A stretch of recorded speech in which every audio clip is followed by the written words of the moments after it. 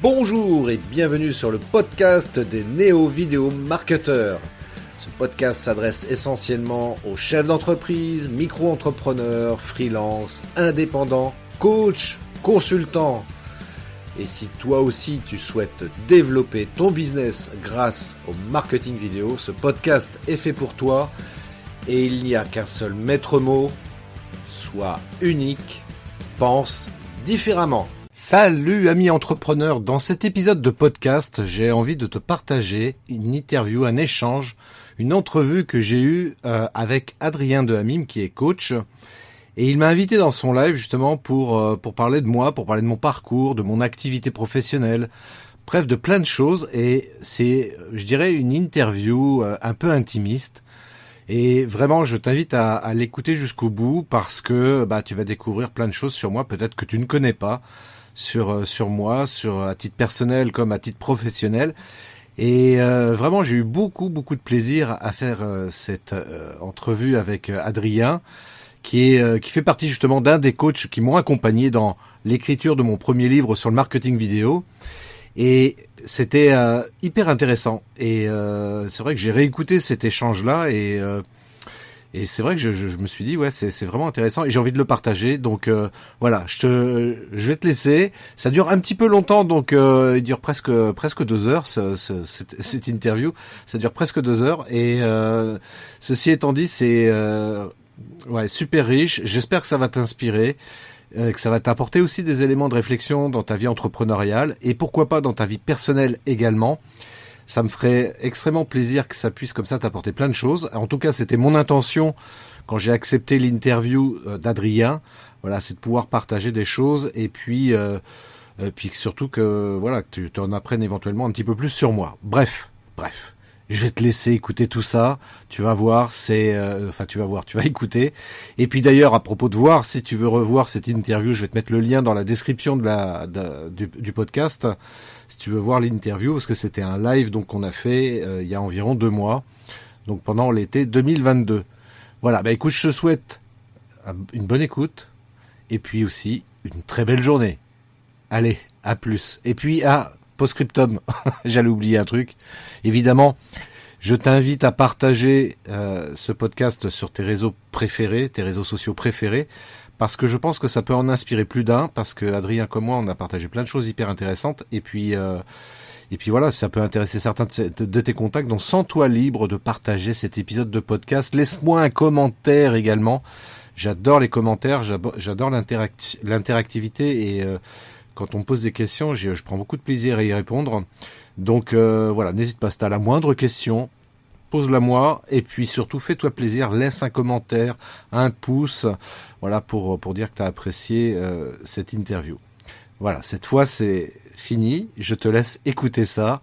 Encore une fois, une bonne écoute, et puis je te donne rendez-vous pour un prochain podcast très très bientôt. Ciao. Aujourd'hui, on reçoit une personne exceptionnelle, mon coach de cœur, mon coach en marketing vidéo.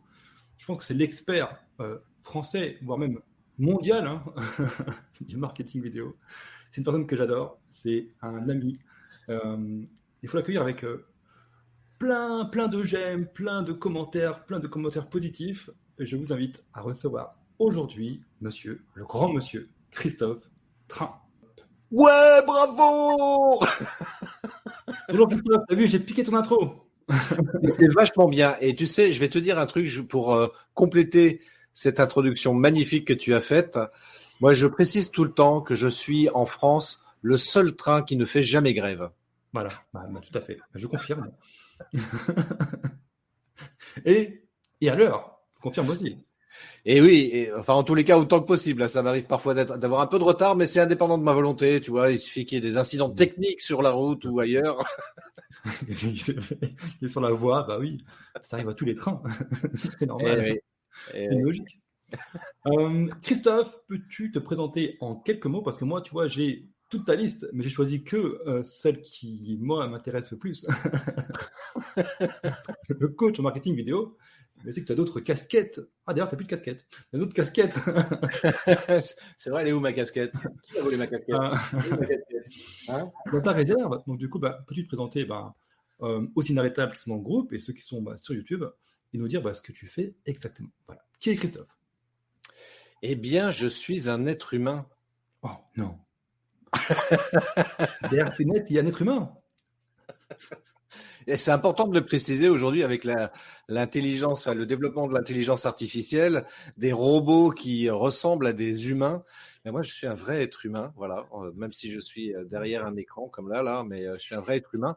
Et en fait, si tu veux, la raison pour laquelle je fais ce que je fais, c'est pour répondre à une problématique que beaucoup d'entrepreneurs rencontrent, à savoir comment arriver à être beaucoup plus visible sur le web.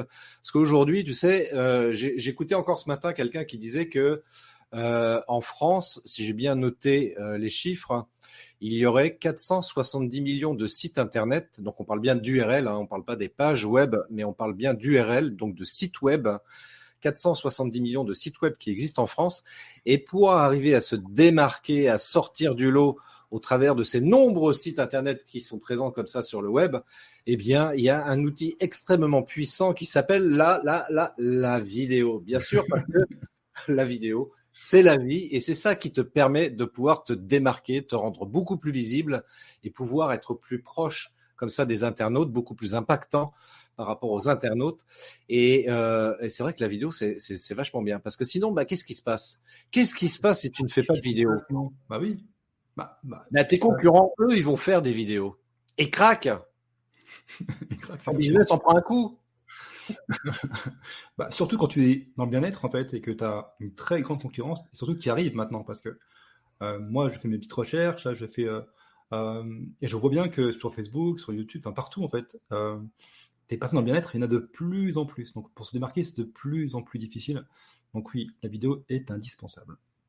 Et d'ailleurs, tu vois, c'est pour ça que moi, je suis là pour justement pour accompagner tous ces entrepreneurs du bien-être, entre autres. Mais parce que souvent, tu sais, la difficulté qu'ont les gens par rapport à la vidéo, tu le sais comme moi, souvent, c'est tu sais, moi, j'aime pas trop me voir en vidéo. Ou alors sur des aspects plus techniques, tu vois, c'est je sais pas comment on fait des vidéos, quels sont les réseaux sociaux sur lesquels il faut communiquer, la durée des vidéos, comment s'exprimer, comment préparer une vidéo, etc. Et tout ça sont des points, tu vois, sur lesquels moi j'interviens pour pouvoir accompagner les entrepreneurs et également, bien sûr, justement sur cet aspect, tu vois, de comment assumer sa voix, son visage qui apparaît comme ça sur une vidéo, sur un écran d'ordinateur et on se dit on va voir ma face comme ça sur un écran. J'ai peur du regard des autres et je sais pas comment faire. Et justement, effectivement, moi je suis coach. J'ai fait une formation de coach justement pour aider les entrepreneurs à dépasser, tu vois, ce problème d'image et justement à les aider à se créer une image de réussite. C'est chouette. Comment t'es venu à la vidéo, toi? Comment tu t'es dit, tiens, tu t'es levé un jour, tu t'es dit, tiens, en fait, j'aime bien filmer, tiens, je vais être coach en marketing vidéo. Comment ça t'est venu? Comment t'es venu cette idée? Alors, ça m'est venu il y a très, très longtemps, justement. Alors, je vais pas faire tout le panorama de ma vie perso, mais il y a eu, je dirais, 2-3 événements marquants, en tous les cas. Le premier, c'est que quand j'étais tout petit, j'avais une maman qui adorait son fils, donc en l'occurrence moi, bien sûr, et elle m'emmenait sur des castings de films, tu vois, pour que je fasse de la figuration, que je travaille sur des films de cinéma. Et j'ai fait un peu de figuration, j'ai fait quelques castings, des séances photos, enfin bref. Et déjà, à cette époque-là, toi, ça m'avait donné le goût du cinéma. Plus tard, quand j'étais adolescent, j'avais un copain qui avait une caméra Super 8 et donc du coup avec lui, on avait fait quelques petits films comme ça. Je me suis dit c'est pas mal ça aussi. Tiens. Et un peu plus tard, quand ma fille est née, je me suis dit allez, on va se lâcher, on va acheter une caméra. Mon épouse a poussé un cri. Quoi, ça coûte super cher, tu te rends pas compte? Ce qui est vrai parce qu'à l'époque, c'était dans les années 80, acheter une caméra, ça c'était pas donné quoi. C'est comme ça, quoi. Et puis voilà, puis j'ai pris goût à tout ça et après par la suite, tu vois, du coup, je me suis dit tiens, je vais me former de manière beaucoup plus sérieuse, beaucoup plus précise là-dessus. Donc, d'une part, j'ai fait une licence de cinéma et vidéo et d'autre part, j'avais rejoint un club amateur de vidéo sur Paris. Qui tout ça mélangé m'a permis d'affiner mes compétences techniques en vidéo et de mieux comprendre comment tout ça fonctionnait.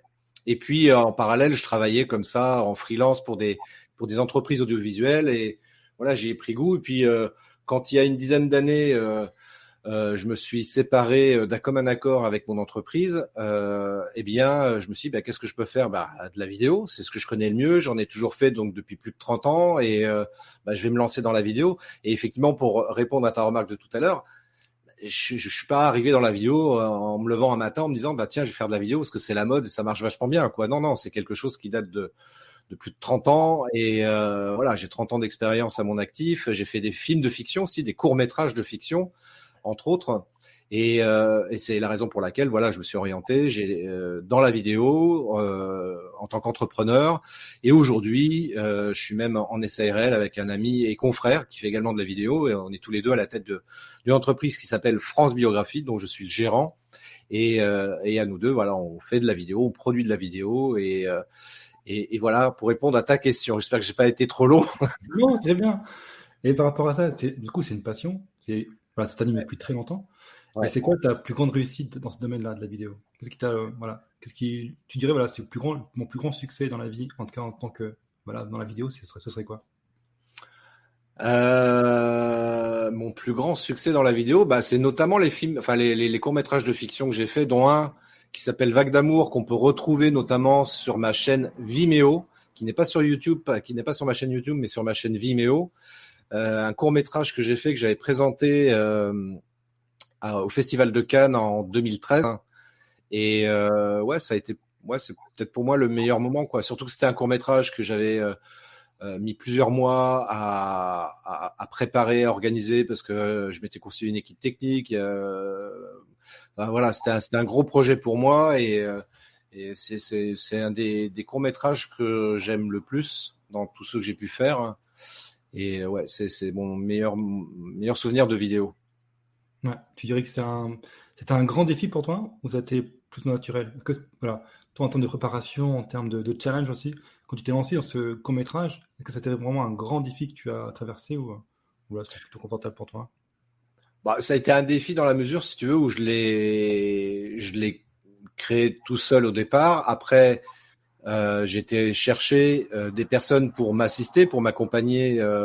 Donc, j'avais une assistante réalisatrice, un directeur de la photo, quelqu'un pour la prise de son, une script. Enfin bref, j'avais constitué comme ça une petite équipe technique.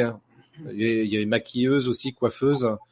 Donc ça a été une super expérience parce que je me suis retrouvé à la tête comme ça d'un projet à manager donc pas mal de personnes et puis bien sûr il y avait les comédiens dans ce court-métrage-là. Il y a que 2 comédiens et il y a eu toute une préparation à faire avec les comédiens en particulier. Et ouais, ça a été un beau défi, un beau challenge pour moi, ouais. Ouais. Pourquoi je pose la question? Parce que tu vois, souvent on se met beaucoup de freins en fait. Alors, on se met beaucoup de freins à faire de la vidéo, à se lancer. Et aussi, on voit des personnes sur Internet en fait, qui nous présentent comme quoi ils sont professionnels, qui peuvent nous aider, mais on ne sait jamais jusqu'où ils peuvent vraiment aller en fait. Quelles sont leurs vraies compétences? Et toi, moi, comme je te connais bien et que je sais que tu présentes des choses qui sont parfois simples et qui peuvent paraître simplistes dans la vidéo, mais il ne faut pas oublier que c'est parce que tu présentes des choses simples pour des gens qui sont débutants que tu n'es pas capable aussi d'aller beaucoup plus loin, de faire des choses qui sont beaucoup plus techniques en fait. Et moi, c'est important de savoir que les gens qui nous regardent en fait, sachent à quel point voilà, tu es compétent, à quel point tu peux faire des choses extraordinaires. Moi, j'ai vu les courts-métrages, ils sont vraiment super. Et voilà, faut pas oublier ça. Parce que souvent, on voit un professionnel qui nous montre quelque chose de simple, on dit, est-ce que vraiment il peut vraiment m'accompagner? Est-ce que c'est pas trop débutant? Mais il faut savoir que derrière, il peut aller beaucoup plus loin et tout dépend du niveau qu'on a besoin, en fait. Oui, complètement. Tu vois, c'est la raison pour laquelle moi, c'est ce que je fais parfois. J'invite les gens à aller voir ma chaîne Vimeo, qui est l'endroit en fait où je partage toutes mes vidéos professionnelles. Donc, sont généralement des films de commande. Donc, c'est là où je peux montrer en fait tout mon savoir-faire au maximum de ce que je peux présenter. Parce que le problème qui se pose, c'est que parfois, tu vois, j'ai des projets pour des entreprises. Qui sont des projets confidentiels, donc je peux pas forcément partager. Donc dans ce cas-là, je suis obligé de faire un tête-à-tête pour montrer sur mon ordi éventuellement un projet bien spécifique. Mais en tous les cas, déjà sur les vidéos qui sont publiques sur cette chaîne Vimeo, déjà on peut déjà avoir un aperçu de ce que je suis capable de faire en termes de réalisation vidéo à titre professionnel, et c'est déjà pas mal. Ouais, je mettrai les liens les liens dans les commentaires. Moi, je connais un peu ton histoire, tout ton parcours en fait de vie. J'avais suivi ton podcast, c'était un podcast où tu expliques aussi ton parcours. Je crois que le premier épisode, c'est ça, c'est ton parcours personnel. Oui, oui. Je sais que tu as relevé beaucoup de défis dans ta vie. Moi, j'avais une question à te poser, une question personnelle. Je sais que tu es parti pendant un moment à Tahiti. Oui. Moi, ce qui m'intéressait, c'est comment tu as eu le déclic, en fait, et comment tu as osé, toi, partir comme ça. Moi, très franchement, je me dis, est-ce que j'aurais été capable, en fait, de partir dans un pays étranger, enfin, très jeune, non, ça reste la France, mais dans un pays lointain, en fait, tout lâcher et essayer de construire autre chose, tu vois. Et ce défi-là, moi, j'avais trouvé ça, quand j'ai eu ton podcast, c'est ce qui m'avait marqué, en fait. Et je me suis toujours dit, tiens, je poserai la question un jour. Qu'est-ce qui t'a poussé déjà à partir aussi loin et, et comment tu as osé le faire, en fait? Bah, cette expérience de vie, en fait, elle s'est faite complètement par hasard parce que à l'époque, donc j'avais 22 ans et je travaillais dans la banque depuis 3 ans. Ouais. Qui pour moi, la banque était une entreprise magnifique où on pouvait gagner de l'argent, faire carrière, faire des choses extraordinaires. Et puis, très rapidement, ça m'ennuyait en fait la banque. Et quand je voyais le directeur de l'agence, les responsabilités qu'il avait, et le salaire qu'il avait en contrepartie, je dis ça m'intéresse pas. Et donc j'ai donné ma démission du jour au lendemain. J'ai donné ma démission, j'avais 22 ans, c'était un truc de ouf quand j'y repense aujourd'hui. Mais c'est peut-être l'avantage de la jeunesse, c'est qu'on se pose moins de questions que quand on est plus âgé. Et j'avais un copain avec qui j'avais discuté et qui avait une sœur qui était à Tahiti. Et je lui dis, ah bah tiens, ça peut être cool ça de bosser à Tahiti. Et comme je faisais déjà de la vidéo à l'époque, je lui disais, bah tiens, on va partir tous les deux à Tahiti. Et puis moi, je vais contacter France 3 Tahiti pour faire le caméraman là-bas. Et en fait, rien ne s'est passé prévu. Mais alors, rien du tout. J'ai été contacté France 3 là-bas, mais ils m'ont regardé et non, ça va pas être possible. Ça va pas être possible. J'ai pas fait d'école de journalisme. J'étais pas à l'époque du tout un professionnel de la vidéo. Je faisais de la vidéo comme ça. Comment dirais-je, en loisir, quoi. Donc, mais bon, je me suis dit, des fois, avec le culot, et ça peut marcher sur un malentendu, comme dirait l'autre, mais ça n'a pas marché. Mais c'était une super expérience parce que je suis resté 3 mois à Tahiti entre fin octobre et fin octobre 1988 et janvier 1989. Et donc j'ai passé Noël, jour de l'an là-bas. C'était super parce qu'il faisait super beau, super chaud. Enfin, moi je pensais à Paris, on se pèle, etc. Parce qu'elle est en région parisienne. Enfin, un truc de ouf quoi. Mais Tahiti, tu vois, je regarde un très bon souvenir parce que ça m'a appris beaucoup de choses. Ça a été, bon, j'ai quand même pas mal galéré pour s'en rentrer dans le détail, mais j'ai quand même appris beaucoup de mes échecs. Et quand je suis revenu en métropole, j'y sais quand même bien la France et tout, les bouchons, la circulation, c'est top. Oh oui, le rêve. Maintenant, ce qui est intéressant, ce qui est chouette, tu vois, c'est que souvent, on hésite à faire les choses. On hésite à faire les choses quand on ne sait pas si ça a marché ou non. Là, bon, ça va forcément marcher, mais en tout cas, tu as passé, je pense, quand même des bons moments, tu as des bons souvenirs. Donc, le fait que tu as osé le faire, d'être parti assez loin de ta famille aussi, de tes proches, et une partie comme ça à l'aventure, en revenant parce que tout ne s'est pas passé comme prévu. Par contre, il y a comme des choses à retenir. Et quand même, aujourd'hui, tu vis de ton métier dans la vidéo. Et peut-être que ce parcours-là, cette histoire-là, en fait, a peut-être poussé ça aussi. Peut-être poussé cette petite graine qui a fait que plus tard, ça a marché. Mais ce moment-là n'a pas forcément marché, mais je pense que les souvenirs et le fait d'avoir osé faire ça, ça peut aussi nous aider à oser faire autre chose dans notre jour, en fait. Et c'est parce que ça marche pas qu'il ne faut pas recommencer ou persévérer sur une façon différente de le faire. Ah ouais, mais complètement. Mais, tu sais, je vais te dire un truc, effectivement, c'est très juste ce que tu dis, c'est que même si ça n'a pas été une réussite, professionnellement parlant, le simple fait d'initier cette histoire d'oser faire les choses, ça a forcément ancré cette notion d'oser en moi. Tu vois, Ouais. donc j'ai osé une première fois, c'est un échec. J'ose une deuxième fois quelque chose, c'est un échec. Mais je prends ce rythme et cette habitude d'oser faire les choses parce que je sais que immanquablement, à un moment donné, ça ne peut que marcher. Ouais. Tu vois, si on n'ose rien faire, bah, il se passe rien dans notre vie. Hein. On fait notre petit train-train, hein.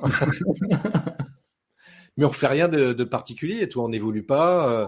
Je dis ça avec beaucoup de bienveillance parce qu'il y a des gens qui le font par contrainte et par la force des choses. J'en discutais ce matin avec un entrepreneur justement, une entrepreneur pardon, qui me faisait la remarque suivante. C'est vrai qu'il y a beaucoup de gens qui font des métiers qui ne leur plaisent pas. Ils y vont parfois même avec la boule au ventre. Ils le font parce que, a priori, ils n'ont pas le choix. Je dis bien a priori, je souligne a priori, hein, parce qu'on a toujours le choix. J'ai même fait une vidéo de hier sur ma chaîne YouTube où j'ai dit ça. On a toujours le choix. Alors, c'est sûr que parfois, il y a des choix qui sont difficiles à faire parce que ça veut dire qu'on va être obligé de sacrifier des choses. Par exemple, quand j'ai quitté la banque pour partir à Tahiti, j'ai donné ma démission. Donc, j'ai sacrifié le salaire et le statut de salarié que j'avais dans cette entreprise-là, qui était entre guillemets confortable, pour partir avec rien dans les poches, quoi. Ouais, quand tu démissionnes, tu pars avec rien, quoi.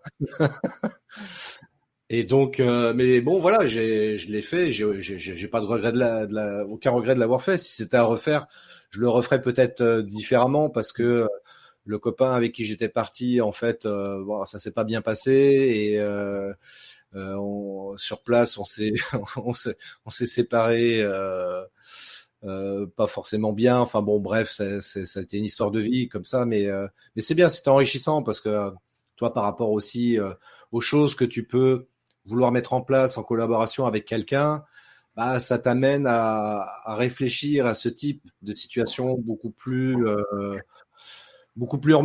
mûrement. Tu vas pas partir sur un coup de tête ou sur tiens, ça me plairait bien comme idée, tiens, j'y vais. Ouais, non, tu réfléchis peut-être un petit peu plus. Alors, il s'agit pas trop réfléchir non plus parce que c'est pareil, tu vois, aujourd'hui, je vois des entrepreneurs qui disent ouais, j'aimerais bien faire des vidéos, mais j'ose pas. Je vais prendre le temps de réfléchir au truc, je te contacterai quand je me sentirai prêt. C'est ton choix, tu as le droit, hein, tu prends le temps tout le temps dont tu as besoin. C'est pas mon entreprise, c'est la tienne, qu'on s'entende bien.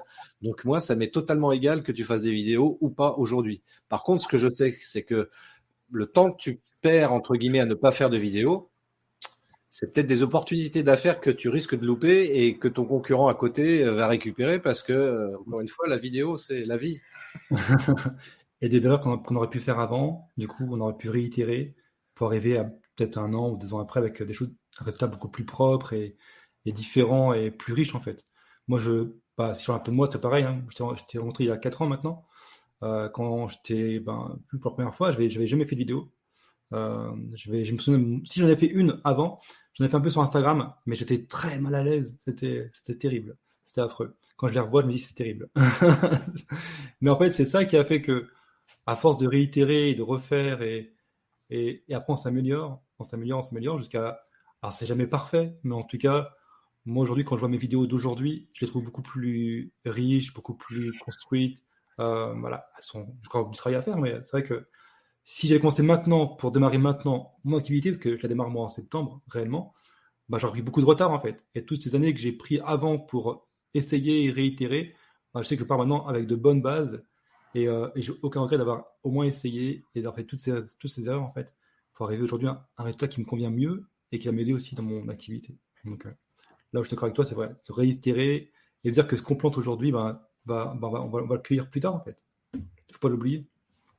Ouais, tout à fait. Et puis moi, tu sais, je suis assez partisan de la méthode essai-erreur parce que sinon, qu'est-ce qui se passe? On va se dire, je vais attendre le bon moment pour faire des vidéos. Je vais attendre d'avoir appris suffisamment de choses sur la vidéo pour commencer à en faire. Mais pendant ce temps-là, tu fais rien du tout. Donc c'est pour ça que je dis, je préfère une action imparfaite plutôt qu'une parfaite inaction parce que sinon, tu fais pas avancer ton business, surtout et encore plus quand tu es entrepreneur. C'est difficile hein, de se dire, je vais attendre. Parce que tu as quand même des charges à payer, faut remplir le frigo, et puis voilà. Donc autant commencer à faire des vidéos maintenant. Certes, ça sera peut-être pas parfait. Si tu fais appel à mes services, tu gagneras du temps de toute façon. C'est certain. Petit placement produit. Hein. Vas-y, je t'en prie. D'ailleurs, en termes de placement produit, il y a oui. On en parlera après, mais les gelées aussi. Oui, on en parlera après. Mais tu vois, c'est pour ça que je dis qu'il faut vraiment se lancer et puis tant pis. Je veux dire, si la première vidéo qu'on fait elle est pas terrible, c'est pas grave. On analyse pourquoi c'est pas terrible, qu'est-ce qu'on pourrait améliorer justement dans les prochaines vidéos pour que ce soit de meilleure qualité. Donc, et c'est en faisant cette action de réitérer des expériences, enfin de tourner des vidéos, qu'on va améliorer au fil du temps la qualité de nos vidéos, aussi bien d'un point de vue technique au niveau du contenu, de ce qu'on va partager. Et c'est comme ça qu'on avance. Certain. Et plus on a peur de commencer, et moins on va avancer en fait. Il y a aussi quelqu'un qui disait faut pas trop réfléchir, il faut faire et puis corriger. Puis plus on réfléchit et plus on veut être intelligent, et plus on veut trouver la bonne idée, la meilleure idée de pouvoir commencer. Moi, je vais faire mieux que les autres et tout ça. Et moins on fait, et moins on y arrive en fait. Tu sais, je vais te dire un truc par rapport à ça. C'est une règle immuable. Cette loi de Pareto plutôt, la règle des 20-80, c'est-à-dire que prendre 20% de ton temps à la réflexion et 80% de ton temps dans l'action. Parce que en fait, la vraie connaissance, la connaissance véritable, tu vas l'acquérir dans l'action. Et l'inverse, voilà. De toute façon, on peut faire l'inverse. Parce que du coup, à trop réfléchir, on n'avance pas. C'est certain. On va rester un peu sur ton histoire personnelle, parce que tu as été un peu vite, pour une fois. Là, tu étais le TGV, là. Non, pour revenir un peu à ta reconversion professionnelle, bon, tu étais déjà dans la vente, si je me trompe pas. Tu étais déjà un peu dans le marketing avant d'être indépendant. La vidéo s'est rajoutée ensuite, non? Elle s'est rajoutée en complément de ce que tu lui proposais. Est-ce que ce changement, est-ce qu'il a été difficile? Est-ce que ça a vraiment été difficile de te lancer? Est-ce que tu n'as pas eu un doute de te dire, tiens, et si je restais salarié dans une autre boîte, ça aurait pu être ça aussi? Et qu'est-ce qui t'a fait changer, enfin, qu'est-ce qui t'a fait choisir en fait l'entrepreneuriat? Pourquoi être entrepreneur et pas salarié à ce moment-là? Tu sais, je vais te dire un truc. Quand je me suis retrouvé licencié de mon entreprise, donc en recherche d'emploi, donc à l'époque, j'étais rattaché à cet organisme qui s'appelle Pôle emploi. Et je me souviens de la première réunion à laquelle on était obligé d'assister. Et il y a quelqu'un qui explique comme ça, on était plusieurs personnes dans la salle, et qui explique, entre autres choses, qu'à 45 ans, on est senior. Et à l'époque, moi, j'avais 44 ans et je me disais, non, je vais devenir senior, c'est-à-dire une merde, quoi, professionnellement, enfin, sur le marché du travail. C'est comme ça que je l'ai traduit, hein. Et je me suis dit, putain, mais ça va être la galère, quoi. Pour trouver du boulot, mais je vais galérer si je suis classé senior. Et donc, je me suis dit, bah, faut absolument que je trouve une solution, quoi. Donc, bah, je vais me lancer dans l'entrepreneuriat. Alors, c'est sûr que c'est pas simple, hein, moi, j'ai eu la médaille du travail. Avant qu'ils me licencient, ils m'ont donné la médaille du travail. C'est le paradoxe, quoi. La médaille du travail, ça faisait 20 ans que j'étais salarié dans cette entreprise-là. Et quitter ce statut salarié pour arriver dans l'entrepreneuriat, ça n'a pas été simple. Alors, l'avantage que j'ai eu quand même, parce que c'est très juste ce que tu viens de dire, avant d'être licencié, j'ai été pendant 10 ans commercial terrain. Et en termes de rémunération, j'étais payé sur les commissions. En fait, j'étais payé à la commission. J'avais une petite part, enfin un petit fixe, mais c'était ridicule. Et on était vraiment que payé à la commission. Donc ça, c'était un atout pour moi parce que j'ai pas quitté le salariat au sens propre du terme, c'est-à-dire une paye fixe mensuelle qui arrive sur mon compte en banque et je sais précisément chaque mois ce que je vais toucher. Comme là, j'étais payé à la commission, bah, d'un mois sur l'autre, évidemment, c'était variable. Et déjà, j'avais un peu cet état d'esprit, tu vois, de me dire, OK, maintenant que je veux rentrer dans l'entrepreneuriat, bah, c'est pareil, je vais avoir des revenus variables et pour gagner ma vie, bah, il va falloir que je me sors les doigts pour aller trouver du prospect et le convertir en client. Et donc, en étant commercial, c'était déjà ce que je faisais. Donc, ça n'a pas été une difficulté par rapport à ça. Par contre, en revanche, ça a été compliqué. Quand tu es entrepreneur, en fait, c'est ce qui est le plus difficile, c'est toute la partie commerciale et la partie marketing. La partie commerciale, parce que bah, quand tu es salarié, c'est pas pareil. Tu vois, tu représentes une entreprise. Oui. Donc, d'une certaine manière, c'est plus facile de vendre les produits d'une entreprise. C'est pas tes produits à toi, c'est les produits d'une entreprise que tu vends. Oui. Quand tu es entrepreneur, bah là, d'un coup, tu te retrouves à vendre tes produits ou tes services à toi. Oui. Et là, c'est plus compliqué, tu vois, au niveau du mindset, tu te dis, punaise, là, c'est pas la même histoire, quoi. Et puis, il y a tout cet aspect également marketing, c'est-à-dire qu'il va falloir prendre du temps pour communiquer, pour se faire connaître. Hein. Et là, c'est pareil, tu vois, c'est pas forcément simple. Quand c'est pour une boîte, c'est plus ou moins simple, mais quand c'est pour ton propre compte, c'est un peu plus compliqué. Et tu te retrouves en plus, effectivement, à avoir plusieurs casquettes. Le commercial, le marketeur, la personne qui fait son cœur de métier, puis il y a la compta, et puis il y a plein de choses, tu vois, qui viennent se greffer dessus. Et tu te rends compte finalement que, en tant qu'entrepreneur, ton cœur de métier ne va peut-être représenter que 10 ou 20% de ton temps, quoi, réel. Et ça a été une première réflexion que j'ai eue. Et puis, il y en a eu une deuxième, parce qu'au bout de 3 ans, j'ai galéré pendant 3 ans. Hein, quand j'ai commencé dans l'entrepreneuriat, au bout de 3 ans, j'ai dit à mon épouse, écoute, ça marche pas, falloir que je trouve une solution. Je vais peut-être revenir dans le salariat, bosser à Carouf ou ailleurs, je sais pas, tu vois, mais je m'en fous. Hein, même si pour gagner le SMIC, tant pis. Mais au moins, j'aurai un salaire fixe tous les mois, tant pis, c'est pas grave, quoi. Ce sera de l'alimentaire, mais on fera comme ça, quoi. Et j'avais été, c'est une des rares choses. Enfin non, mais je vais pas être méchant. La chambre de commerce fait des choses très bien. Et peut-être, attention. Et justement, et je me rappelle être allé à une réunion qu'ils avaient organisée à la chambre de commerce, et ça a été un déclic pour moi. Parce que dans cette réunion-là, le gars expliquait que quand on est entrepreneur, on est souvent très seul dans son entreprise. Et donc, pour sortir de ça et pour se constituer comme ça un réseau professionnel, il y a un truc qui est super bien qui s'appelle le réseautage ou le networking. Et moi, c'est vrai que le réseautage, j'avais beaucoup d'a priori là-dessus. Tu sais, je me disais, ouais, mais c'est un truc élitiste, réseauté, puis je connais personne. Enfin, tu vois, je savais pas comment faire ça. Et du coup, j'avais rejoint un réseau d'entrepreneurs. Et c'est grâce à ça, en fait, que j'ai commencé à développer mon business. Alors, il n'y avait pas que ça non plus. Je suis en train de penser aussi. Il n'y avait pas que ça. Là, il y a une question de mindset aussi, parce que là, je parle de choses entre guillemets techniques, mais il y avait aussi une question de mindset. Parce que dans les 3 premières années, quand tu démarres, quand tu es entrepreneur, et ça peut arriver même plus tard, tu étais forcément en train de te dire, bon, faut que je trouve du client, faut que je signe du client, j'ai besoin de remplir le frigo, faut que je signe du client.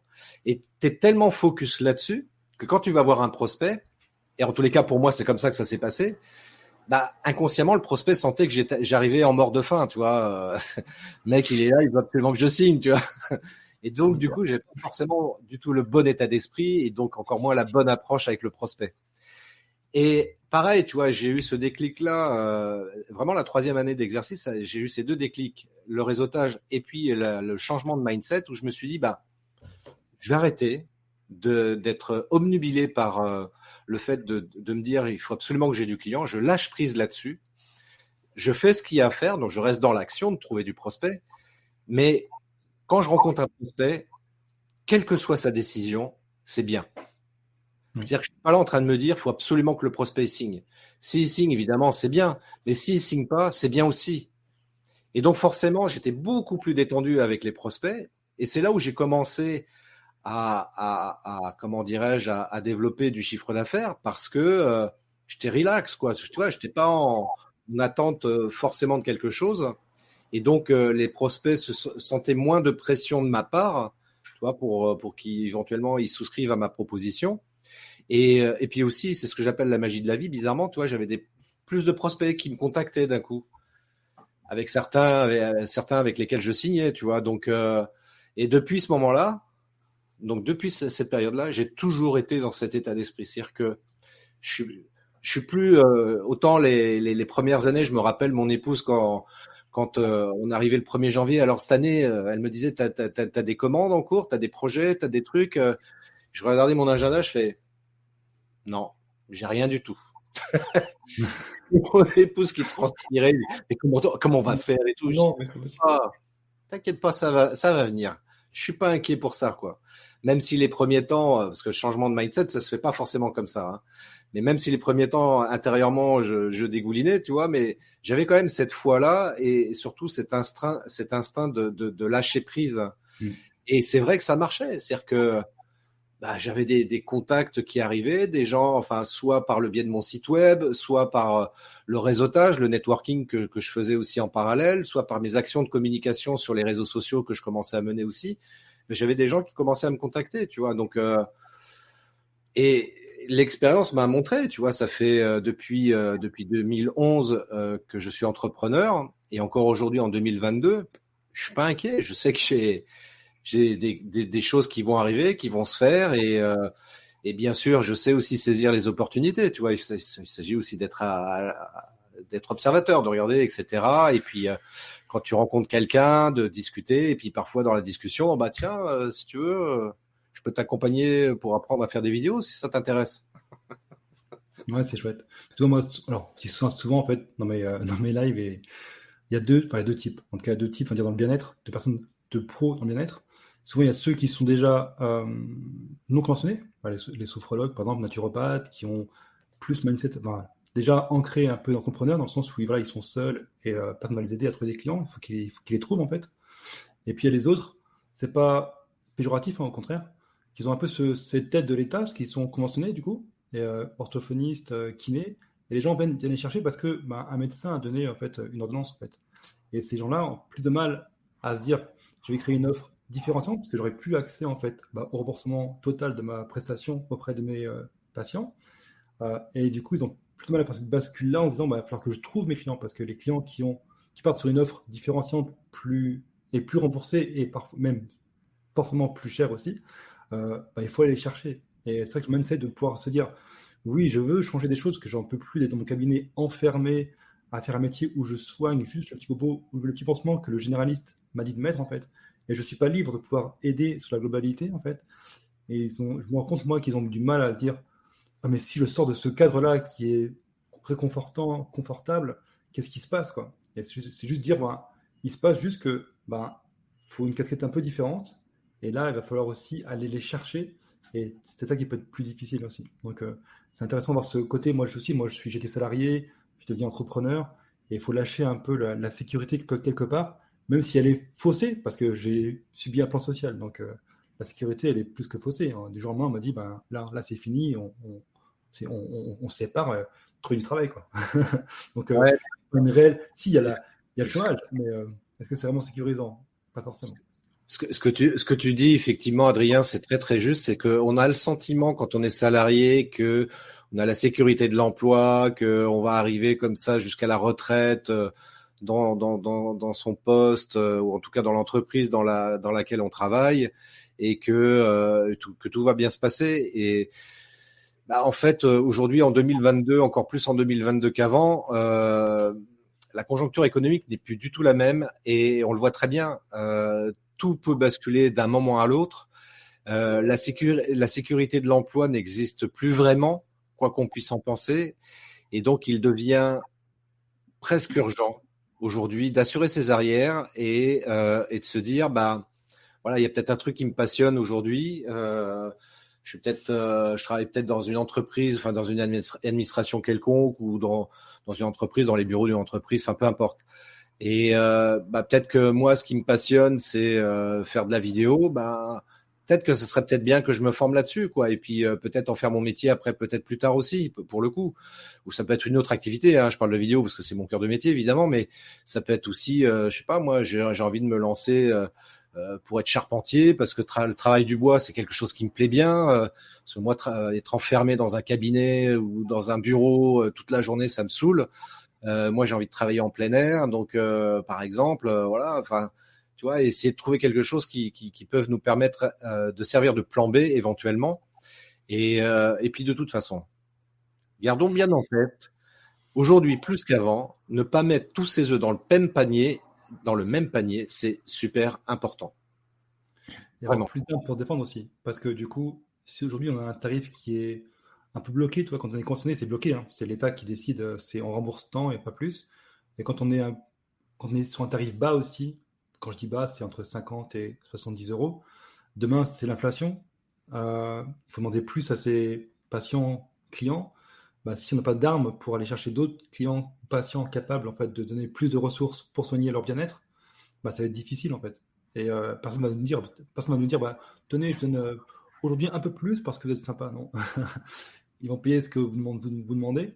Et si parfois, si vous voulez rester à un niveau de vie confortable, voire même supérieur, il va falloir faire l'effort aussi d'aller chercher d'autres personnes, c'est bête à dire, mais des personnes qui ont peut-être plus de ressources aussi.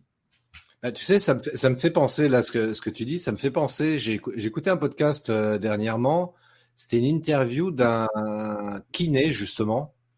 A priori, le gars, il est connu dans son domaine, je ne me souviens plus le nom. Je parle de ça parce que le gars, en fait, pourtant il est kiné, donc c'est conventionné, et voilà, en termes de revenus, c'est grosso modo ce qu'il gagne tous les mois. Pour autant, le gars a créé une chaîne YouTube qui apparemment, a priori, cartonne. J'ai pas pris le temps, très honnêtement, d'aller vérifier, mais la personne qui l'a interviewé le connaissait très bien et elle le suivait et elle disait qu'effectivement, elle avait été voir sa chaîne YouTube et le mec, il cartonne.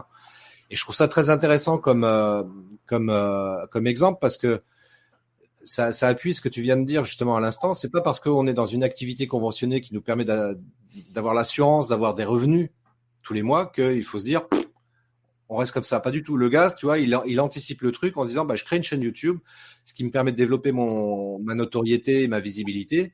Et dans son métier, justement, entre autres avec sa chaîne YouTube, ça lui ramène énormément de business, de clients, et puis d'envisager d'autres projets par ailleurs, tu vois. Ouais. Bah, justement, on va pas revenir à ça par rapport à ton histoire, à toi aussi. Tu as été longtemps que tu as ouvert ta boîte, donc je sais pas, tu as fait des mariages. Tu faisais quoi à la base? Eh bien oui, j'ai fait des mariages, Adrien. J'ai commencé avec ça, mon activité d'entrepreneur. Ouais, rien de péjoratif, très bien. Tu as fait des mariages, tu as fait du physique pour des boîtes, donc tu as été dans les boîtes, te déplacer pour filmer. Moi, quand je t'ai rencontré, tu commençais à devoir développer sur Internet. Oui. Pourquoi tu as fait ce choix? Qu'est-ce qui t'a amené à choisir, enfin, à travailler différemment en fait? Est-ce que le cadre physique était limité ou est-ce que du coup tu as besoin de t'expanser ou tu voulais voir autre chose, travailler différemment? Tu sais, je vais te dire un truc. Pendant mes 10 dernières années de salarié où j'étais commercial terrain, donc j'accompagnais des entrepreneurs justement dans leur communication digitale. Et paradoxalement, quand je me suis mis à mon compte, je me suis retrouvé dans la même position que n'importe quel entrepreneur. C'est-à-dire que je me suis dit, je fonctionne. Enfin, j'ai voulu communiquer et fonctionner comme entre guillemets à l'ancienne, avec des flyers, avec des pubs dans de la presse locale, des choses comme ça, quoi. On m'a conseillé encore récemment. Hein. Récemment, on m'a conseillé. Parce que du coup, je crée ma boîte, donc je suis accompagné par une entreprise qui est spécialisée là-dedans. Uh-huh. Ils m'ont dit, faites des flyers, faites votre carte. Mais je ne l'ai pas encore fait et j'ai pas envie. Mais si. Voilà. Ah, Je t'ai coupé. c'est bien ce genre d'outils. Hein. Je remets pas en question de faire ce genre d'outils, mais quand on démarre, moi je le déconseille fortement. C'est une perte de temps et d'argent inutile. Par contre, par la suite, oui, ça peut avoir un intérêt particulier d'avoir des cartes de visite ou des flyers, etc. Mais quand on démarre, aucun intérêt. Et moi, j'ai fait cette erreur-là. Et je dis c'est paradoxal parce que je venais quand même d'un environnement digital, donc je connaissais le marketing digital, etc. Et c'est pour ça que en 2015-2016, je me suis dit, faut quand même. J'étais déjà présent sur les réseaux sociaux, tu vois, mais je communiquais pas vraiment beaucoup là-dessus, notamment professionnellement parlant. Et je me suis dit, il faut vraiment que c'est secret pas. J'ai tout un savoir-faire là-dessus. Pourquoi je l'exploite pas pour mon propre compte? Et donc j'ai commencé à travailler là-dessus, tu vois, à exploiter mes connaissances et du coup à les faire grandir aussi parce qu'il fallait que je me mette à jour sur les nouveautés, notamment au niveau des réseaux sociaux, etc. Et j'ai commencé à me mettre comme ça sur les réseaux sociaux. Et par exemple, tiens, tu vois, pour le coup, les tout premiers lives que j'ai commencé à faire, c'était en 2017. Tu vois, mes premiers lives sur Facebook, c'était en 2017. Donc 6-7 ans après avoir commencé à être entrepreneur, alors que j'étais déjà sur Facebook depuis 2009-2010, un truc comme ça, quoi.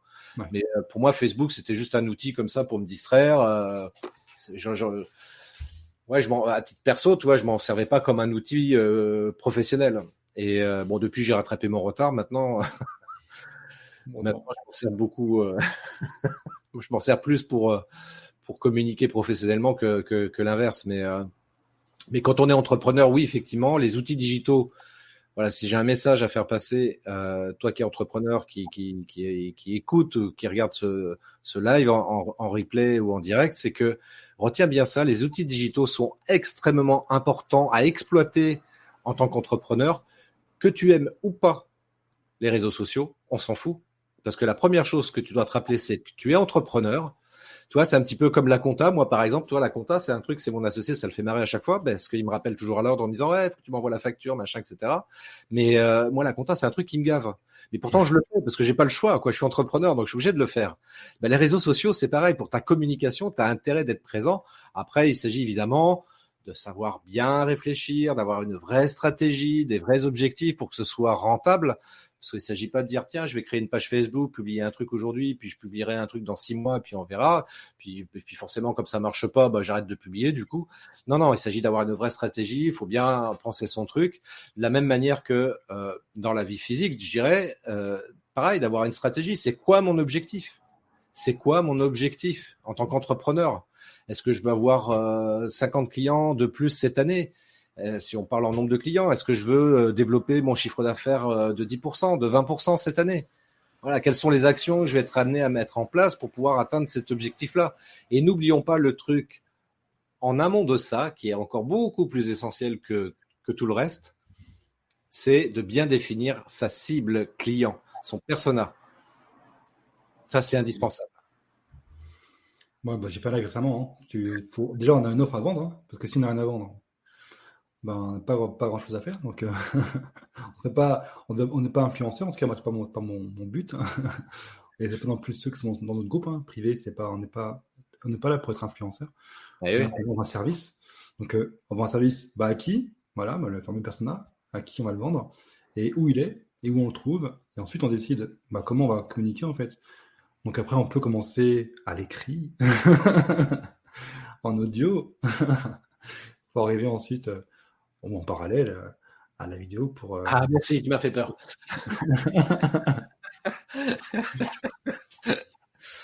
Donc, on va en défi, du coup. On va en venir, ça y est, on y arrive. Donc, tout ce parcours est très riche. Et donc, du coup, tu t'es lancé sur... tu as développé, en tout cas, l'activité plus sur Internet ensuite. Enfin, voilà, ça t'a aidé à trouver des clients de façon différente. Excuse-moi de te couper, Adrien, mais je dirais je l'ai d'autant plus développé sur le web depuis mars 2020. D'accord. Pour des raisons.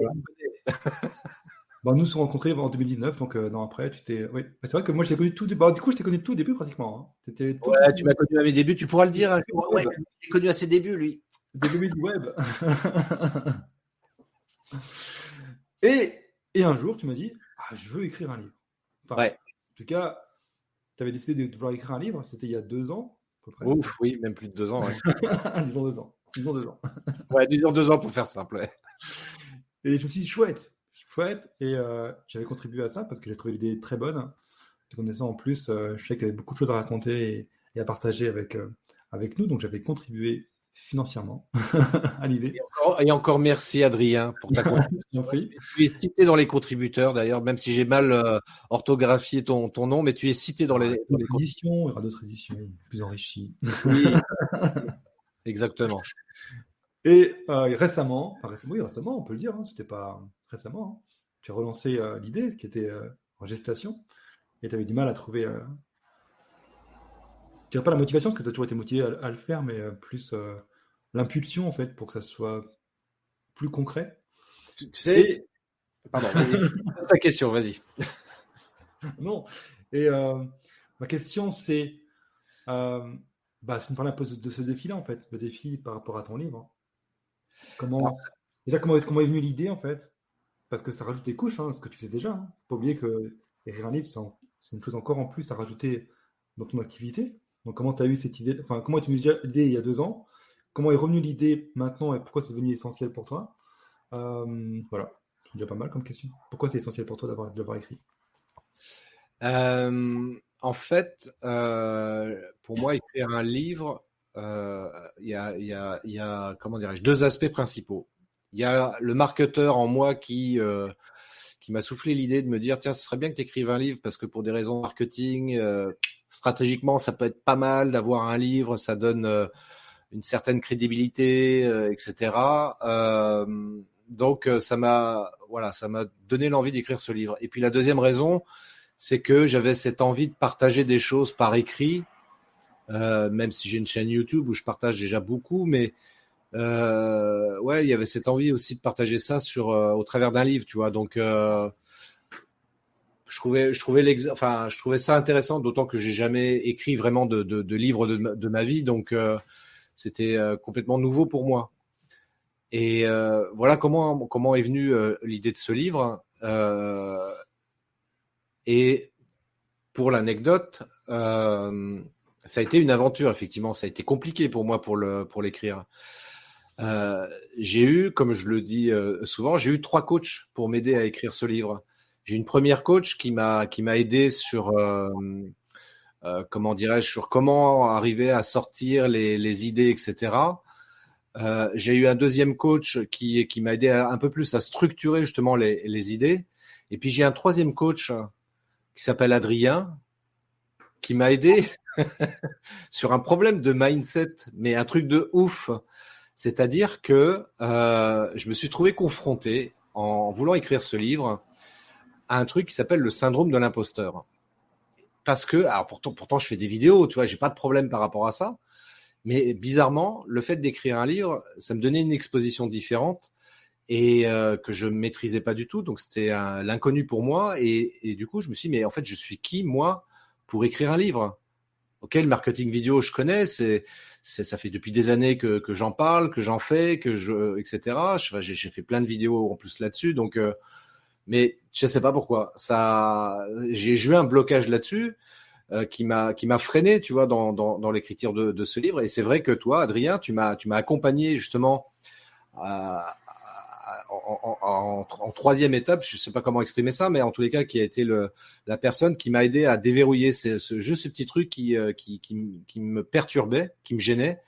Et je te remercie encore parce que c'est entre autres grâce à toi effectivement que j'ai écrit ce livre. Et c'est assez curieux comme phénomène. Et c'est intéressant du coup parce que ça m'a permis aussi de mieux, si tant est, c'était important pour moi, mais ça m'a permis de mieux encore prendre conscience, parce que je vivais la situation, de mieux prendre conscience ce même syndrome que peuvent rencontrer les gens quand ils font des vidéos. Tu vois, moi, je rencontre des entrepreneurs, des fois, qui rencontrent ce syndrome de l'imposteur en disant, ouais, mais bon, faire des vidéos pour parler de mon sujet, ok, mais moi, je suis qui pour parler de ça? Il y a des gens qui en parlent beaucoup mieux, etc., etc. Et tu vois aussi, tu vois, c'est pour ça que je dis quand tu es dans l'action, tu es dans l'expérience, dans la connaissance véritable, parce que d'un coup, tu prends conscience de certains trucs que tu prends pas forcément conscience quand tu es plus entre guillemets dans la théorie. Même si tu peux en prendre conscience, tu vois, mais le fait d'être dans l'action, tu te dis, ah ouais, ok, donc le syndrome de l'imposteur, ok, je comprends. Et puis après, ce qui est bien, c'est d'être coaché justement par quelqu'un qui va t'aider à prendre conscience de ce syndrome-là et qui va t'aider justement à le résoudre, tu vois, pour pouvoir le dépasser et réaliser l'objectif que tu t'es fixé initialement.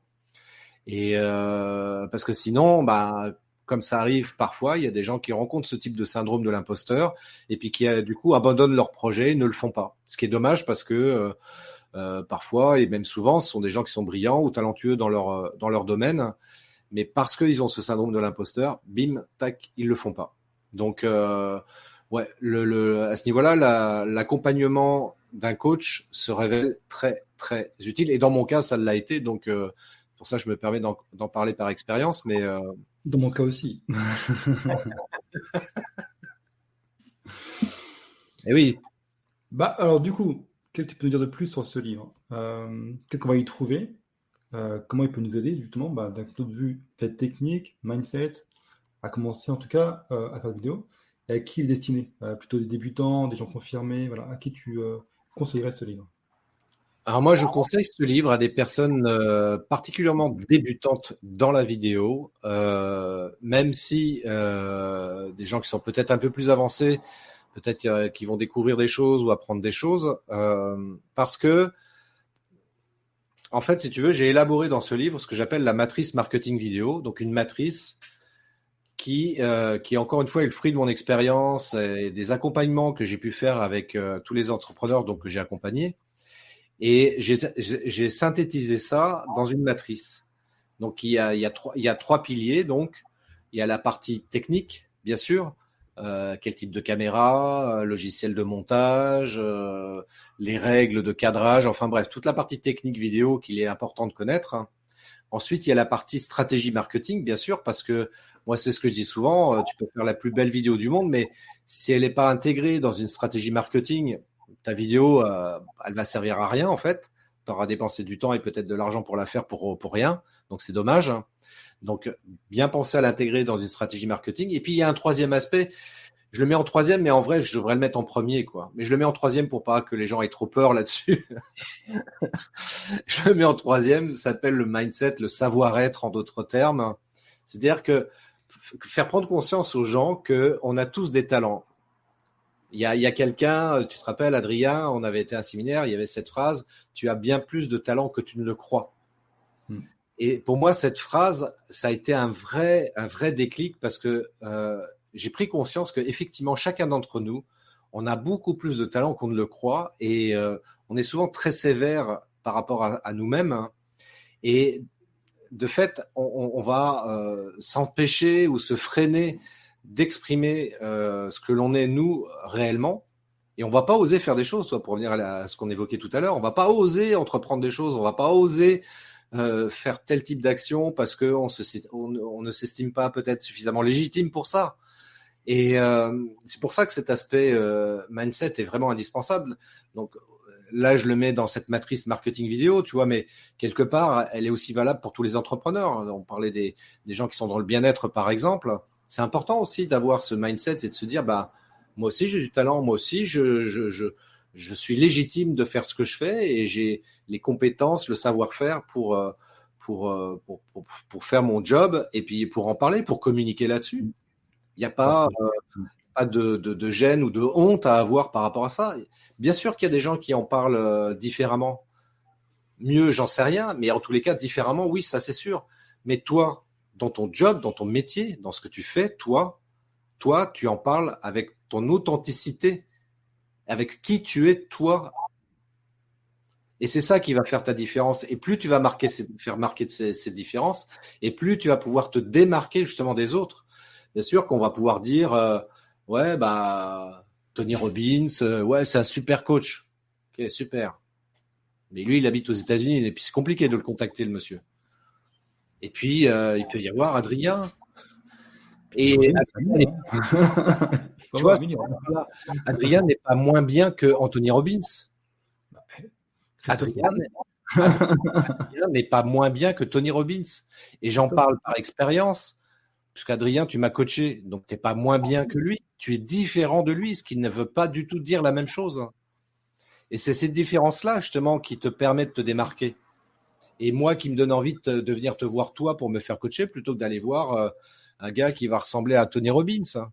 Parce que le feeling ne va pas passer, parce que sa manière d'être ne va pas correspondre à ce que je recherche. Peut-être même que les valeurs qu'il partage ne me correspondent pas, tu vois. Donc, pour ça qu'il faut qu'on prenne conscience, chacun d'entre nous, que oui, on a des talents qui nous sont propres, et c'est important d'en prendre conscience et être fier de ces talents-là et de les revendiquer en osant être tout simplement nous-mêmes. Hein.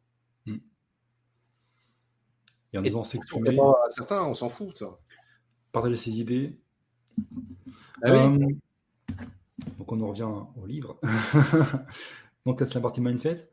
Sur la partie peut-être technique, peut-être des choses à partager un petit peu avec nos membres. Comment on commence Alors moi, je suis quelqu'un de par exemple, très technique. J'adore ça. Et je peux très vite m'enflammer. En plus, j'adore prendre tout ce qui est le meilleur, tu vois. J'ai un iPhone. Quand je prends un écran, j'ai mon écran, je vais dans les avis, tu vois, je suis le plus technique, tu vois, avec la meilleure note et tout. Et quand je vais filmer, je me suis dit, tiens, je vais acheter... j'ai vu le Sony qui était pas mal, là, avec le gros micro, tu sais, Rode juste au-dessus, qui paraissait super bien pour faire des vlogs. Mais ça, c'est chouette pour faire un vlog. Alors, j'ai pas acheté. Alors, j'ai pris un réflexe que j'avais déjà, en fait. Et au départ, moi, tu vois, je parle un peu de moi. Moi, j'ai voulu faire bien. Alors, j'ai commencé avec mon téléphone au départ. mais j'avais pas trop, ça me plaisait pas trop. Enfin, voilà. Et mon côté qui veut bien faire, toujours très bien faire, et qui adore la technique, tu vois, j'avais un réflexe à la maison qui était là depuis longtemps, qui ne savait pas grand-chose. Et donc, je le prenais pour aller me filmer. Mais en fait, ce qui était compliqué, c'est que soit le son n'était pas bon, soit c'était flou, soit c'était encombrant parce que, en plus, moi, je vais en forêt. Dit comme ça, c'est bizarre. Moi, je suis en forêt avec mon réflexe, mon trépied, la totale, quoi. Uh-huh. Et forcément, il y a des moments où je me suis dit, oh, c'est compliqué parce que je mets 2 heures à faire une vidéo, il n'y a rien qui ressort.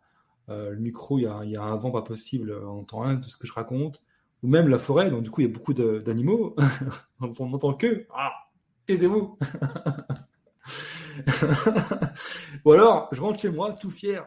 Parce que dans le petit écran du réflexe, on voit pas très bien la vidéo, on la voit, mais pas trop bien. Je rentre sur mon PC, parce que j'ai mon super PC avec mon outil pour faire ma vidéo, quoi, mon montage, de montage, et là, tout est flou. Et là, c'est le drame. On peut le pendre.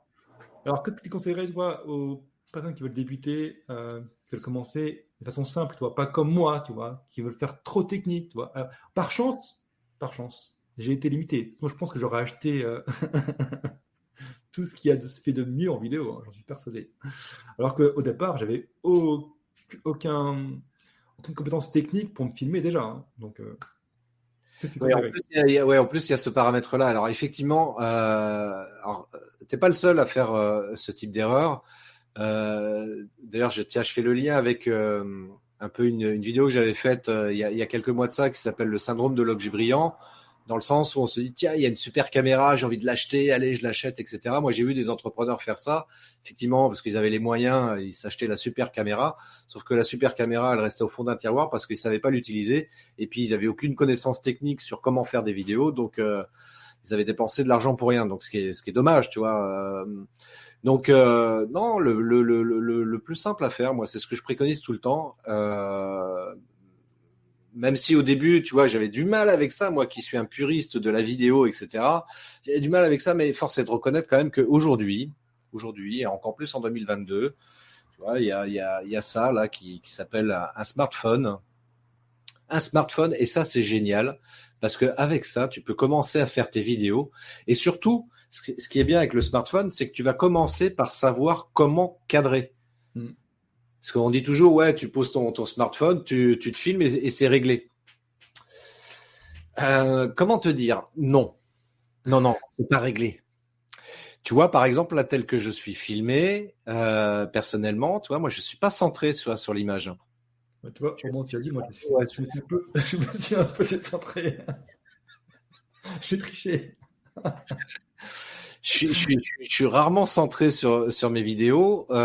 Pourquoi? Parce que esthétiquement et pour des règles d'esthétique, enfin de lecture de l'image, c'est pas nouveau. Hein, en peinture, ça a déjà été expliqué, en photo également, et en vidéo, c'est exactement le même principe.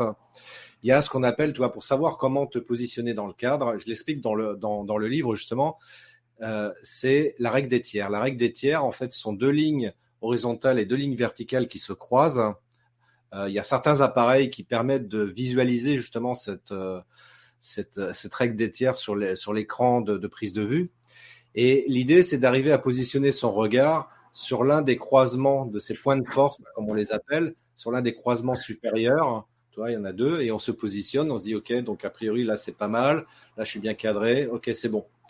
Et donc, se décentrer, tu vois, si j'ai un conseil, donc en termes de règles de cadrage, c'est se décentrer. Ça fait bizarre la première fois parce qu'on a l'habitude, évidemment, d'être super centré. On se dit, ouais, comme ça, je suis bien là. Non, décentre-toi, tu vas voir, ça va tout changer. Ça va tout changer en mieux en plus. Donc, se décentrer. Et puis, deuxième chose aussi qui est importante, là, je parle de cadrage, mais il y a quand même une notion qui est encore beaucoup plus importante que ça. Rappelons-nous toujours, je me répète, hein, mais c'est important de répéter les choses. Quand on parle de vidéo, on parle d'audiovisuel. Et le premier mot qu'on entend dans audiovisuel, c'est audio. Donc, d'avoir un bon micro. S'il y a vraiment un investissement à faire, parce que bon, le smartphone, on l'a dans la poche, donc ça, il n'y a pas besoin d'acheter une caméra. Mais s'il y a un investissement à faire, à minima, c'est d'acheter un micro-cravate filaire, c'est ce qui coûte le moins cher que de prendre un micro-cravate sans fil. On prend un micro-cravate filaire et au moins avec ça, on sait qu'on aura une bonne qualité de prise de son. Tu vois? Bah, d'ailleurs, c'est que moi j'ai fait, hein. Alors, quand je t'ai dit au début, j'ai fait avec mon téléphone. Ce qui ne me plaisait pas justement, c'était le son. C'était toujours étouffé. C'était jamais. En plus, à l'époque, j'avais pas d'écouteurs forcément pour faire le son. Voilà, je faisais le son du téléphone en fait. Euh, et ça me convenait pas. Et quand j'ai eu ton conseil, j'ai acheté moi le fameux micro. Tout ce qui est technique, tout ce qui est détail, vous verrez dans le livre. Voilà, c'est ça. Complètement à Christophe, voilà. Restons dans la surface. Non, donc du coup, j'avais ce micro et en fait, ça prenait une autre dimension, c'est vrai. Parce que le son était beaucoup plus clair. Et, même pour moi voilà, qui ai besoin de poser ma voix, c'était important d'avoir un son clair en fait. Et ça m'aidait aussi. Et bizarrement, c'est drôle, hein. C'est comme le micro en fait que j'ai là. J'ai un autre micro que je montre qui est là. Et de l'avoir en face de moi, ça me met en condition en fait pour parler différemment. Uh-huh. Euh, Toi, s'il n'avait pas là devant moi, peut-être que je parlerais. En fait, comme il est là, je me suis habitué en faisant mes lives et mes vidéos à parler de cette façon-là, en fait, parce qu'il est là.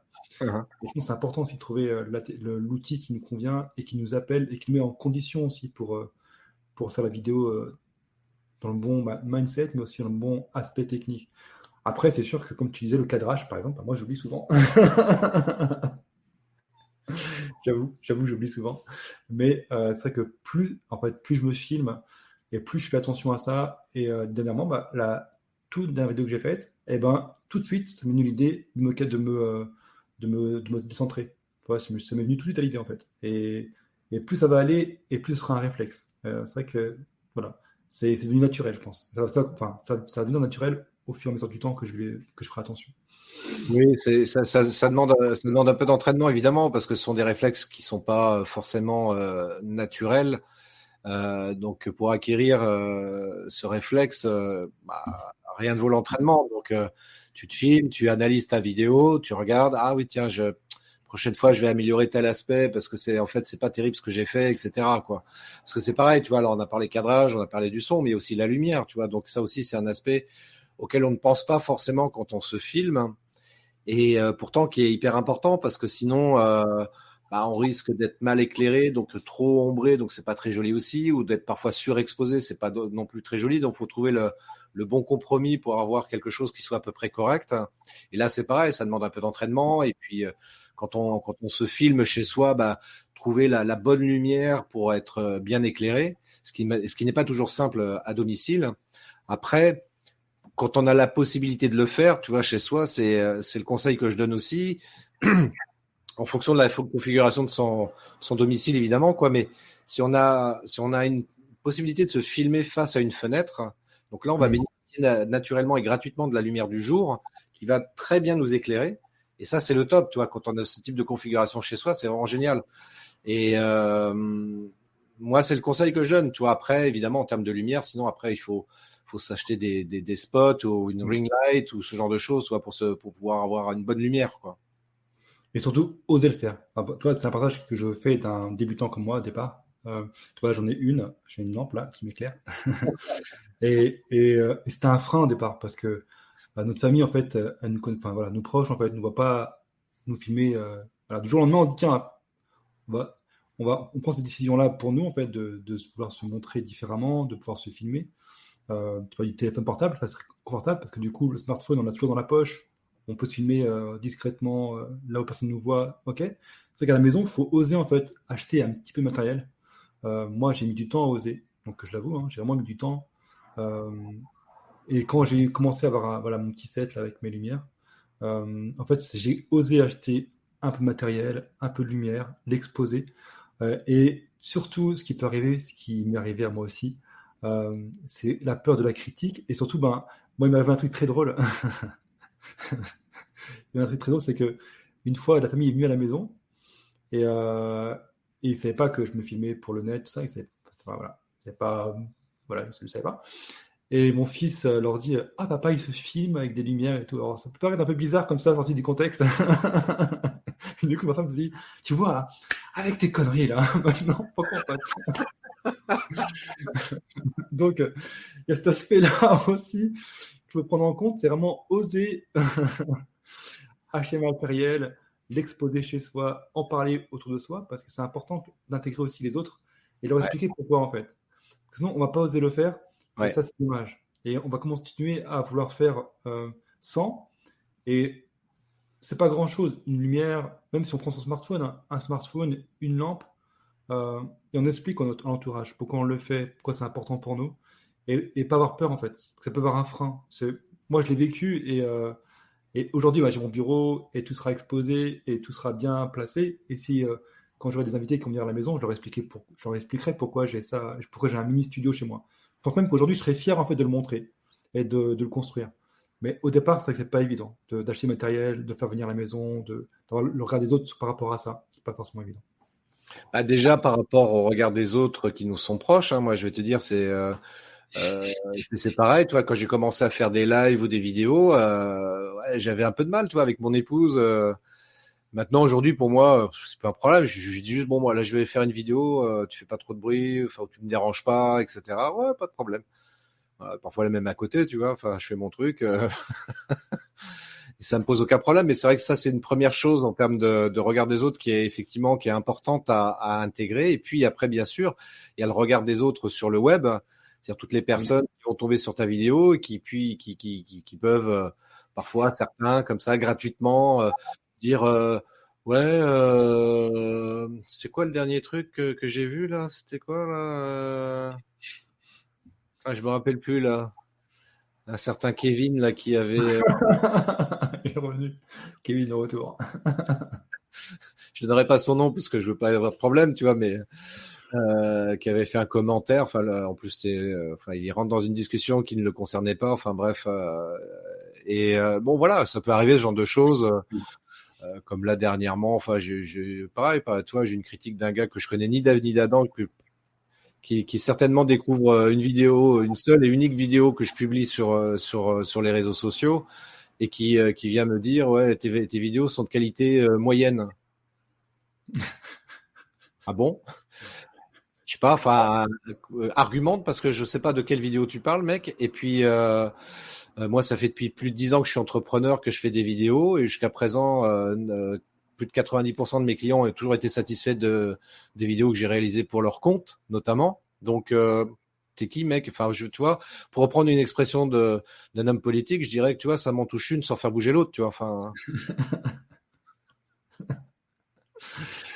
Et puis surtout, ne pas avoir peur des haters, parce que au départ, avant d'avoir des haters, en général, il faut quand même un peu de temps. Moi, j'ai fait beaucoup de vidéos pour l'instant, mais je me considère encore comme un débutant. Et j'ai eu très peu de critiques par rapport à ce que je fais. Aussi parce que je choisis encore aujourd'hui ceux qui rentrent dans mon cercle. Donc du coup, peut-être qu'aussi je choisis les bonnes personnes. Mais j'ai eu j'ai pas encore eu vraiment eu de critiques par rapport à ça. Mais j'ai surtout eu des encouragements. Ça, par contre, c'est vrai. Ce sont des gens bon, au départ, c'est la famille qui arrive, on connaît un peu, ou leurs amis entourage, amis et entourage qui viennent nous voir, qui est plutôt bienveillant, normalement, en général. Mais après, on dit toujours, et j'attends vraiment, parce qu'on dit toujours que quand les haters arrivent, c'est que ça sent bon. Oui, et puis en même temps, enfin, je te dirais, c'est vrai que c'est une citation qui est attribuée à Léon Zitrone, un ancien journaliste, qui disait que qu'on parle de bien ou en mal de moi, c'est pas grave. Le plus important, c'est qu'on parle de moi. En même temps, il ne s'agit pas non plus de courir après les haters en se disant youpi, j'ai plein de haters, donc ça veut dire que ce que je fais, ça c'est vachement bien. C'est pas forcément l'idée non plus, mais en même temps, automatiquement, de toute façon, tu en auras quelques-uns, et encore plus si tu commences à faire de la publicité sur les réseaux sociaux. Là, c'est clair, comme la pub, c'est quoi? C'est une publication qui va être visible par tout le monde, donc par des gens qui ne te connaissent pas. Donc ça sort un petit peu de ton réseau naturel de Facebook, par exemple. Et donc là, tu t'exposes à des gens qui ne te connaissent absolument pas. Donc forcément, des critiques. Là, par contre, si tu veux t'entraîner à avoir des haters et des critiques un peu sévères, fais de la pub sur Facebook, tu vas voir, tu vas en avoir. Moi, j'ai fait de la pub sur Facebook et je confirme que D'un coup, tu as des gens qui arrivent de nulle part, qui se permettent de te juger alors qu'ils ne te connaissent absolument pas, mais ils te jugent ils te critiquent du moins parce que tu représentes une activité, un métier ou quelque chose qu'ils n'aiment pas. Et comme de par hasard sur leur fil d'actu, c'est ta publication qui apparaît parce que c'est une publicité sponsorisée par Facebook, donc ça apparaît sur leur fil d'actu. Ils se disent encore un connard qui fait du coaching, j'aime pas les coachs, tiens je vais le démolir. Ok. Ces gens-là, tu as deux possibilités pour en avoir pas mal. Sans non plus exagérer le propos, mais j'en ai pas mal discuté avec certains web entrepreneurs notamment. T'as deux options. Soit tu ignores totalement les critiques de ces haters, et parfois tu as des gens de ta communauté qui vont venir là à ta rescousse pour te défendre, et c'est cool. Soit tu réponds personnellement aux critiques des haters, et il y en a qui le font. Je pense à un web entrepreneur, il me faisait rigoler, je le suivais à un moment donné, il faisait des copies d'écran de la critique et de ce que lui répondait aux haters. Enfin, c'était très drôle, quoi, parce qu'il se gênait pas pour le démonter. Et voilà, après, c'est vraiment libre à chacun de gérer le truc.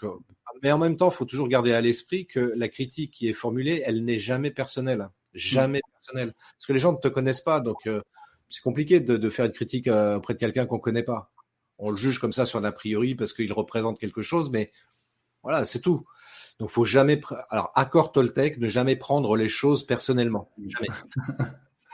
Alors, je ne vais jamais les retenir, mais voilà, je les connais un peu. Donc ça, c'est la règle de base, ne pas prendre les choses personnellement. Et après, libre à toi d'y répondre ou de pas y répondre, tu vois. Mais ouais, pas s'attarder là-dessus, quoi. Encore une fois, j'ai des haters, il y en a, il y en aura toujours. Tu as toujours des gens qui sont aigris par la vie, qui sont jaloux, enfin, je veux dire, ils sont tristes dans leur vie et leur seul moyen de pouvoir se défouler, c'est de balancer du verbiage pourri sur des publications parce qu'ils ont que ça à foutre, quoi. Donc, n'ayez pas peur des haters ou de vous exposer parce que Clairement. ils sont pas là contre vous, ils sont juste là par rapport à une image, par rapport à leur représentation à eux, en fait, mais ça ne les concerne que, en fait. Tu sais, je vais te dire un truc. En même temps, tu vois, c'est, on va faire un petit peu de neurosciences. Ce qui critique chez toi, c'est pas toi, c'est eux. Tu n'es que le miroir de ce qu'ils n'aiment pas voir en eux. C'est aussi simple que ça. C'est vrai. Donc, tu ne peux pas prendre les choses personnellement pour le coup. Tu vois, une fois que tu as intégré cette notion-là, tu te dis, bah ouais, en fait, ils font que critiquer le truc qu'ils n'arrivent pas à voir en eux. C'est tellement plus facile. Faut reconnaître, hein, moi le premier, hein, j'ai beaucoup plus de facilité de critiquer quelqu'un qui est en face de moi et qui n'est que le miroir de ce que je n'aime pas en moi. Tu vois, alors que si je commence à faire un travail d'introspection en me disant, oula, j'ai un truc là en moi là qui est pas bon du tout, quoi. Oh, ah bon, je suis comme ça en vrai? Non. Tu vois, je vais te donner un exemple, tiens. Un exemple, un coach qui m'avait coaché il y a 3-4 ans de ça, et au bout de 2-3 séances, je sais plus, enfin bref, à un moment donné, qui me dit, Christophe, là je suis obligé de t'interrompre et je vais te dire les choses comme je le pense, mais ce que je constate, c'est que tu es quelqu'un qui est toujours en train de se plaindre. Toujours. Ce qui était vrai en plus. Ce qui était vrai. À l'époque, effectivement, j'étais toujours en train de me plaindre en disant, ouais, c'est la faute d'un tel que ça marche pas, c'est la faute de la société, c'est la faute de... Enfin, bref, que des choses extérieures à moi qui faisaient que ça ne marchait pas, telle ou telle chose que je mettais en place. Et le fait de me plaindre ne résolvait pas ma situation, au contraire, ne faisait que m'enliser encore un petit peu plus dans le problème. Et quand j'ai pris conscience de ça, j'ai dit, mais punaise, mais oui, c'est vrai, quoi. Bah oui, faut que j'admette que effectivement je suis comme ça, quoi. Et alors que je faisais que dire, ouais, non, les gens ils font que se plaindre. Non, mais les gens ils se plaignent peut-être, mais ce que tu es en train de voir chez les autres, c'est ce que tu veux pas voir chez toi, quoi. Parce que toi-même tu te plains tout le temps, quoi. Et depuis je me plains moins. C'est une très bonne chose. En vidéo, je trouve que la vidéo, en termes de métaphore, je trouve ça vachement intéressant parce que quand on filme, tiens, pour revenir sur le cadre, c'est important de définir son cadre. On a évoqué la règle des tiers, mais le décor, en fait. Dans quel décor on va se filmer, c'est vachement important. Ouais. Notamment, par exemple, si je me filme en extérieur, bien vérifier que dans le cadre, qu'il n'y ait pas deux mamies sur un banc en train de discuter dans le décor, qui est pas éventuellement. J'ai eu. Ben oui, je sais, c'est pour ça que je parle de ça. Je pensais à toi en disant ça. Ah, c'est bien. Mais bon, voilà, ça tu es en train de te filmer, et puis parce qu'il y a un banc à côté, d'un coup, tu as deux mamies qui viennent s'asseoir, et puis qui sont en train de te regarder, en train de te filmer devant un truc, là. Ah, c'était bien. Confortable. Mais tu vois, ça, c'est important. Et ce que je veux dire par là, au niveau de la métaphore, c'est-à-dire que c'est pareil dans ta vie en général, où tu vas faire le focus, où tu vas cadrer ton image, en d'autres termes. Est-ce que tu vas cadrer ton image sur les choses qui ne vont pas, ou est-ce que tu vas cadrer ton image sur les solutions que tu as envie de trouver pour arriver à avancer dans ta vie? Et tu vois, par rapport à ça, la vidéo, pour moi, c'est presque philosophique. Pour moi, c'est de me dire, OK, bah, c'est vrai que quand je filme, bah, je vais filmer mon sujet dans un environnement, dans un décor qui le mette en valeur, tu vois. Et dans ma vie, bah, peut-être qu'il serait intéressant que je fasse pareil, plutôt que de regarder que les problèmes et d'entretenir ça en me plaignant, etc. Pourquoi je ne ferais pas le focus dans ma vie sur des choses qui sont bien? Tu vois, des choses dont je peux être fier, de me dire, tiens, c'est quoi mes réussites de la semaine dernière, par exemple, tu vois? Qu'est-ce que j'ai fait de bien, que ce soit perso ou professionnel, peu importe, tu vois, pour justement nourrir l'estime de soi, tu vois, pour travailler là-dessus, et ce qui va me permettre d'augmenter aussi la confiance en soi, etc. Donc, moi, je trouve que c'est important aussi de faire ce travail par rapport à ça. Donc, où je mets le focus, Et de la même manière, quand je filme en vidéo, bah, que je fasse attention dans mon cadre, qu'il n'y ait pas un banc qui pourrait être susceptible d'inciter deux mamies à venir s'asseoir dessus pendant que je suis en train de me filmer. Ou un oiseau. J'ai eu quoi déjà? J'ai eu les branches qui tombent aussi. Une fois, j'ai failli me faire assommer. En plus, j'étais bien parti dans mon truc. J'étais fier de moi. Après, je me suis dit, tiens, pour une fois, dans ma tête, je me disais, tiens, parfois, ça découpe bien, tu vois, pas de coupure. Parce que, en fait,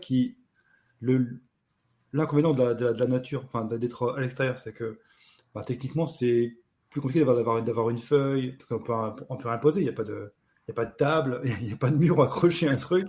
Donc, du coup, bah, si tu fais ton petit texte, tu prends deux, trois mots, et puis tu vas après avec tes connaissances, parce que nos connaissances, elles sont là, hein, elles sont en nous.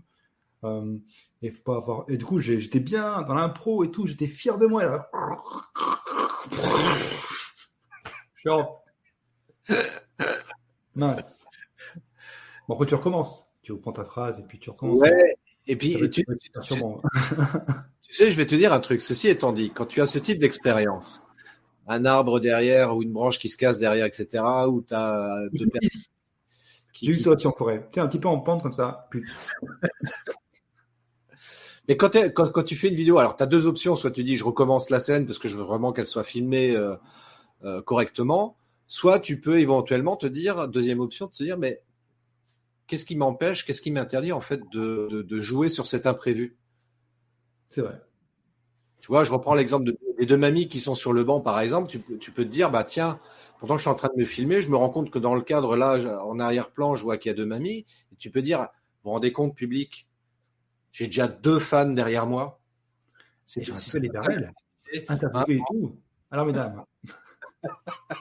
Mais oui, tu vois, après, c'est essayer de rebondir un petit peu là-dessus. Alors, si tu y trouves un intérêt, évidemment, quoi, mais ne pas se fermer, en fait, de porte par rapport à des opportunités possibles, hein, et de se dire, bah, du coup, la vidéo peut devenir virale grâce à ça aussi. Ah bah, c'est possible, oui, c'est vrai. Alors après, il faut que ça vienne enrichir ce qu'on propose quand même, parce que si c'est un viral... C'est là où tes talents d'improvisation, oui. tu vois. C'est dire, tiens, là, je vois un truc, rapidement, tu réfléchis à une impro par rapport à ça. Allez, je vais rebondir là-dessus, tac, puis voilà. Oui, moi je dirais drôle aussi. Alors, pour moi, évidemment, c'est plus simple en ville. Moi, si je suis à Paris, je me filme. C'est tellement commun, en fait, que les gens ne font pas attention. Voilà. C'est vrai que une fois, il y a une touriste chinoise qui est venue me voir pour que je la prenne en photo, en fait. Je suis en train de me filmer. J'avais mon micro qui était branché. Hein. J'avais un micro, cravate et tout. Hein. Avec mon téléphone, en train de me filmer. Je parlais à mon téléphone. Excusez-moi, en anglais, est-ce que je peux avoir une photo? Des fois, on a peur de son cadre. Des fois, on a peur de déranger, on a peur de se filmer dans la rue, qu'on nous remarque. En fait, les gens, des fois, ils font même pas attention à ce que vous faites. En fait, ils sont tellement, ils font dans leur monde à eux, Et leur préoccupation à eux, en fait, ils font pas attention à ce que vous faites. Moi, ça m'arrive maintenant. Aujourd'hui, ça me dérange de moins en moins. Des fois, encore un petit peu, mais de moins en moins. Alors, quand je me filme et que je fais des lives en marchant dans le parc, par exemple, forcément, des gens vont me croiser. Maintenant, je reste naturel, je continue à parler. Et j'ai compris que les gens, en fait, soit ils me regardaient avec un regard un peu interrogateur, mais jamais ça passe, quoi. Et puis quand ils sont passés et c'est fini, quoi. Alors qu'avant, dès que quelqu'un arrivait, je coupais. Moi? Non. Moi, je ne fais rien de bizarre ici. Ouais, mais tu vois, c'est pour ça que tu vois, ça demande aussi, ça demande un certain travail de mindset. Tu vois, on en revient encore une fois à ça. C'est ce que je disais dans mon livre. C'est la troisième partie que j'aborde qui mériterait d'être mis en premier. Mais on se rend compte que effectivement, tu vois, entre guillemets, la peur du regard des autres, là, telle que tu viens de l'illustrer, c'est quelque chose qu'on rencontre tous. Et moi-même, je l'ai rencontré aussi. Tu vois, je suis pas un surhomme par rapport à ça. J'ai rencontré exactement les mêmes situations que toi. Là, me filmer en extérieur, ah, j'ai peur, machin. Qu'est-ce que vont dire les gens? Il y a des gens qui vont passer, qui vont me regarder, ça va me déranger, etc. Ça se travaille. Et encore une fois, ça demande de l'entraînement. Et puis surtout, ça demande aussi un travail sur soi, dans le sens où, voilà, je fais ce que j'ai à faire. Je m'occupe pas de ce que peuvent penser les autres. C'est pas mon problème. Ça leur appartient. C'est leur responsabilité. Moi, ma responsabilité, c'est de faire ma vidéo le plus correctement possible. Point. Point. Et surtout d'apporter la valeur aux autres. Et parfois, une idée, une inspiration peut vraiment aider quelqu'un à changer quelque chose d'important chez lui. Et quand on est dans le bien-être, comme ça en plus, quand on est coach, quand on est thérapeute, parfois une phrase. Et moi, ce que j'aime dans la vidéo, c'est l'émotion qu'il y a derrière aussi, qu'on peut faire ressentir alors, en tout cas, moi, en tout cas, personnellement, j'ai plus de mal à faire à l'écrit.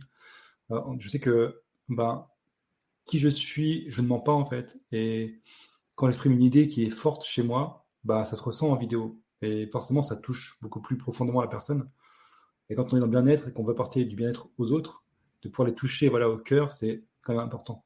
Et c'est pour ça que moi, quand je vois des thérapeutes qui écrivent très bien, des gens, experts du bien-être qui écrivent très bien et qui font de très beaux textes, je me dire en vidéo, ce serait tellement plus riche encore, plus profond encore, que ça toucherait beaucoup plus de monde. Et c'est juste dommage de faire ce frein-là, alors que la vidéo, pour moi, c'est ça, c'est l'émotion que ça apporte.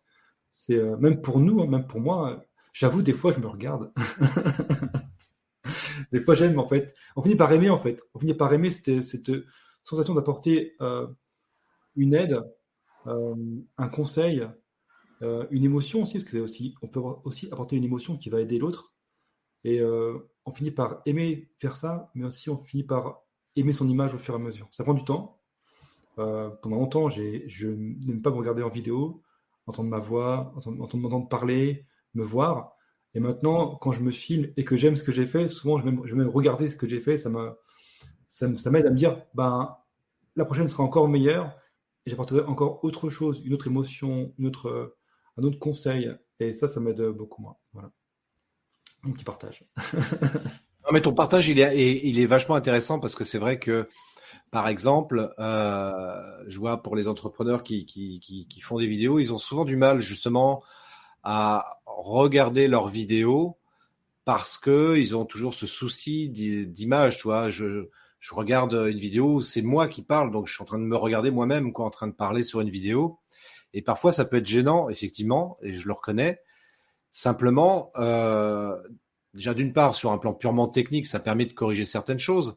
Parce que là, on a évoqué le technique matériel, mais il y a aussi tout le technique comportemental, c'est-à-dire la gestuelle, comment je bouge face caméra, comment je m'exprime face caméra, la voix, comment je la place, etc. Tout ça, ça demande du travail. Et c'est en regardant ces vidéos où on apprend justement à travailler là-dessus.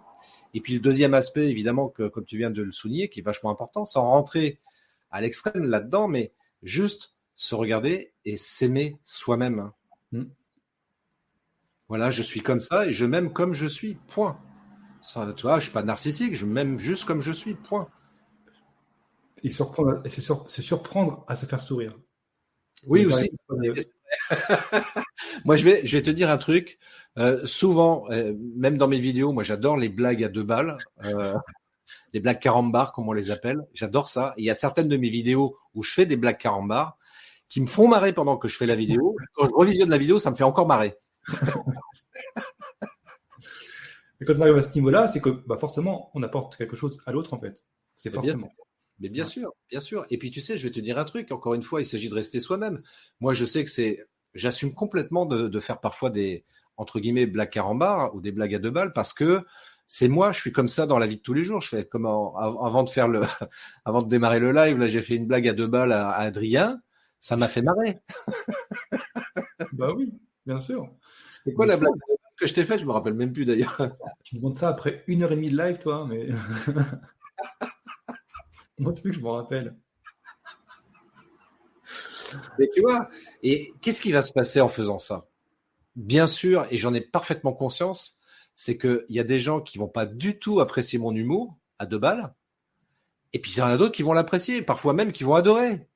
Tu vois, et moi je préfère avoir affaire à cette deuxième catégorie de personnes parce que je sais que la première, quoi que je fasse de toute façon, ils trouveront toujours à redire quelque chose sur ma manière de communiquer, de parler, de blaguer, etc.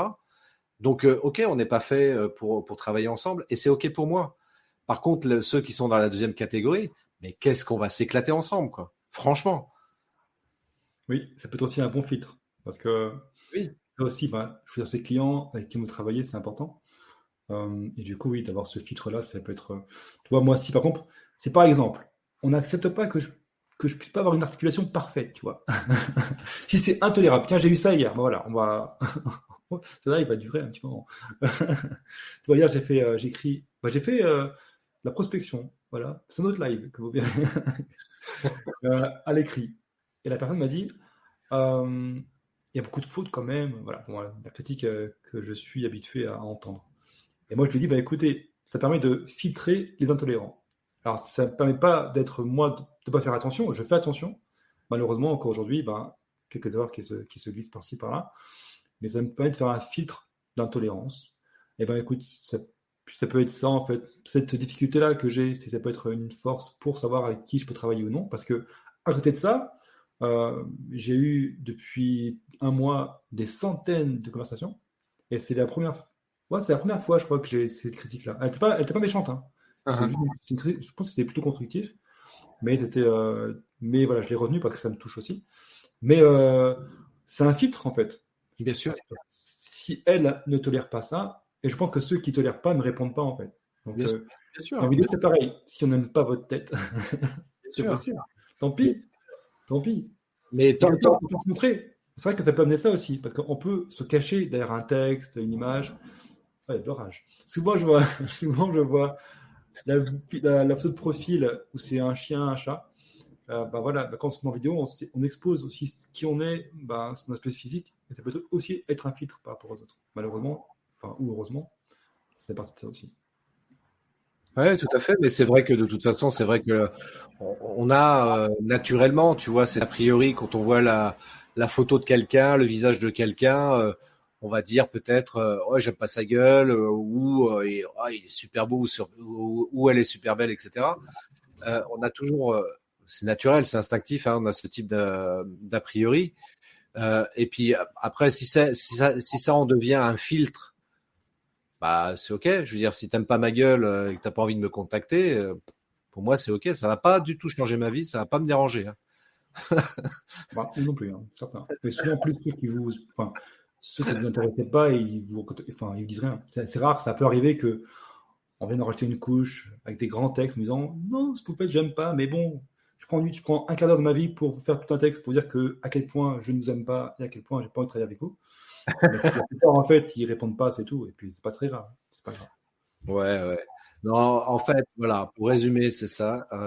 Soyez vous-même, restez vous-même.